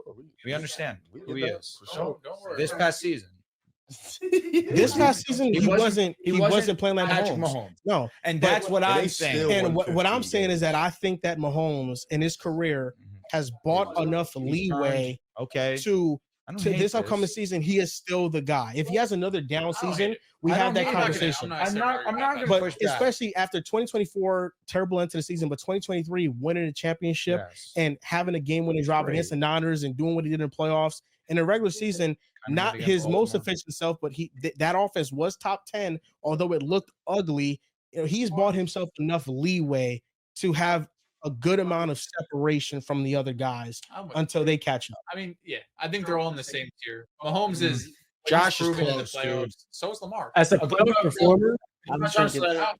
Lamar is- That You was don't an gotta get all Yeah, defensive. I brother. no. I was But ready. I just think Josh with the postseason. Lamar was number one EPP player this he was- last postseason. okay. Josh Allen has been better in the Come on. postseason. Here's than how I Lamar. describe Allen and Lamar. I think Lamar, from an accolades perspective, is closer to Mahomes. For sure. I think Allen, Should have 3 from a MVPs. playoff No, he performance shouldn't. perspective, is Shouldn't closer have to won the Mahomes. second one. So it's really what you favor. Because if Lamar Jackson wins a Super Bowl, it means more for his resume than Josh Allen winning a Super Bowl. It's just- Obviously, it means Mhm. a lot to both, but Lamar instantly gets propped up into an all-time Top 10 all discussion. time. Game Like, winning that he's first Super Bowl. Two-time MVP and a Super Bowl. I'm rooting for it. It's a lot he's that easily he gonna get get there. boosted up by. Yeah, he is really the Peyton Manning of this generation. Once he gets that Super Bowl, it catapults him even That's why I'm higher. a Lamar fan. I will say it's very small. I know it's the Sorry, Bengals topic. I don't think Josh too far behind Pat as a playoff performer. That's it. Oof. 2021 was insane. No. Stop. 2021 was insane. Too far. And I hate him more than maybe anyone. I don't think he's too far behind Drew. Dude, no. Dude, I've watched Mahomes do disgusting, heinous shit to opposing defenses. His first Super Bowl run when he won in 2019, he was down double digit 24-0 to the Texans. He was down. That playoff was insane. He was down double He digits did come back. in the AFC Championship to the Titans. He was down double digits, and then in the Super Bowl he was down double digits. Every game, 10 points or more. That run was goated. But Josh Allen is a all-time playoff performer. Patrick Mahomes is the best playoff performer I've ever seen. That's why I'm making. No, I don't want to shortchange Josh. We're gonna look back 2024. I'm not Lamar Jackson's in that shortchanging him. I will say I agree with Joel. I still think Patrick Mahomes clears. I just want us to agree on the fact he's an all-time playoff performer. That's all. He That's is it. really. That's I'm by not. far I'm not the going to way drop an all-time great yet. He hasn't won a Super Bowl. I get it. But it's individual. John. Josh Allen himself, because he can't control his defense getting up a touchdown in 13 seconds. Yeah, that was to And go to the field AFC goal. chip. To be fair, a score. that Field was goal to go 13 to the seconds. AFC chip. That wasn't to go to the bowl. That was to go to the get it. chip. Okay. And the Chiefs lost the next game. So it's not written in stone the Bills win that game. Nah, you know what's funny, bro, is I feel like Josh Allen has had these rule changes that have happened because of his games. It's nuts, actually. And I just really think it's just a testament to how unlucky the endings have been to these games. 100%. Where the overtime, it's like, yeah, it's common sense. Why not have both players have the ball? Why is it just sudden death? That's like in basketball, the first basket wins. I feel like the rule changed for the better. And then with measuring the first downs and the technology that they're bringing to the NFL now, like it's making the league better. Like, and these are things that probably should have been implemented before Josh Allen. Well, Think the about that. thing in That was football 10 is years ago. He hasn't been motivated. football is really 50-50 in that regards. Like, yeah, you don't get the ball first. All right, show me what your defense is made of. Like, is your defense as good as you think it is that you can Yeah. go out there and stop Mahomes? That game was just like It is you the right knew move. whoever it had is. the ball Right. last That's was what gonna I win. didn't hate like thinking about it for years and years and years. Like, I get the NFL's logic. It's like, yeah, no, this is a 50-50 game. You play half of the game. You have an opposing team for a reason. Let's see what they can do. Yeah. But I do like People have found that to like knock Josh Allen and stuff, but I just I think, you know, respect that. those- Joel those Embiid are- and NBA. those are Or good the rule NFL, changes. excuse me, that's Those are okay. good rule changes. How was he the Joel Embiid of the NFL? Unbelievably great. Just He's you a know, great things player are kind of given performer. to him. Joel Embiid is not. Yeah, that's Joel nice. Embiid's never made a conference championship. Josh has. Please stop it. Okay, he was okay in it. He's been to 2. Oh, he was terrible in one. He wasn't terrible in 1. I'm guessing he got smoked though. Which one? The first one. Oh, against Mahomes. I mean, It's both. okay. He's missed the playoffs twice, and you still dick ride him. I mean, for valid reason. He hasn't been back. We're in conversations about He went to the playoff bowl. games. He beat Mahomes. That was a minute ago. Yo, we gotta. Yo, the shit we do with Kyrie, we do with him. We bring up How'd shit he from play- how'd he play in years that ago. Super Bowl? Kyrie, Oh my He God. was dog shit. I'll give you that. He was dog shit. who was dog shit? Bro was not dog shit in the Super Bowl. He had 100. What makes you say that?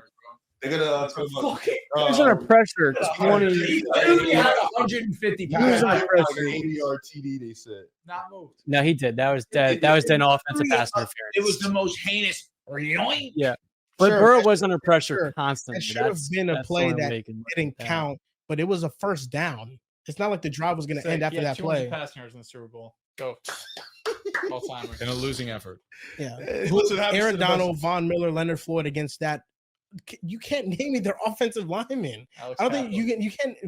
Name me two starters. Ted Karras. Ted Karras, Alex Were they even on that? No, they weren't They on They weren't that even on that team. 2021 They team. weren't even on that I'm not gonna act team. like I can name They're that on the offensive 22 line. team, I'm pretty sure. Definitely Yes, not 21. not the 20. The 2021 was fucking Not dog terrible. shit. It was horrendous. Burrow had 263 in the Super Bowl. I know. It's objectively the worst offensive line 75 to were ever given make to the him. Super Bowl. He literally had a $180. He literally had a $180. And also on the last play of the game, he had a potential game-winning tud, and then was Shame. immediately under pressure. It's a shame. Yeah. Like, Kind of the story of that. breaking news: best defensive player of all time breaks through for a game-sealing sack. That was all. His offense line, no business being there. I creamed.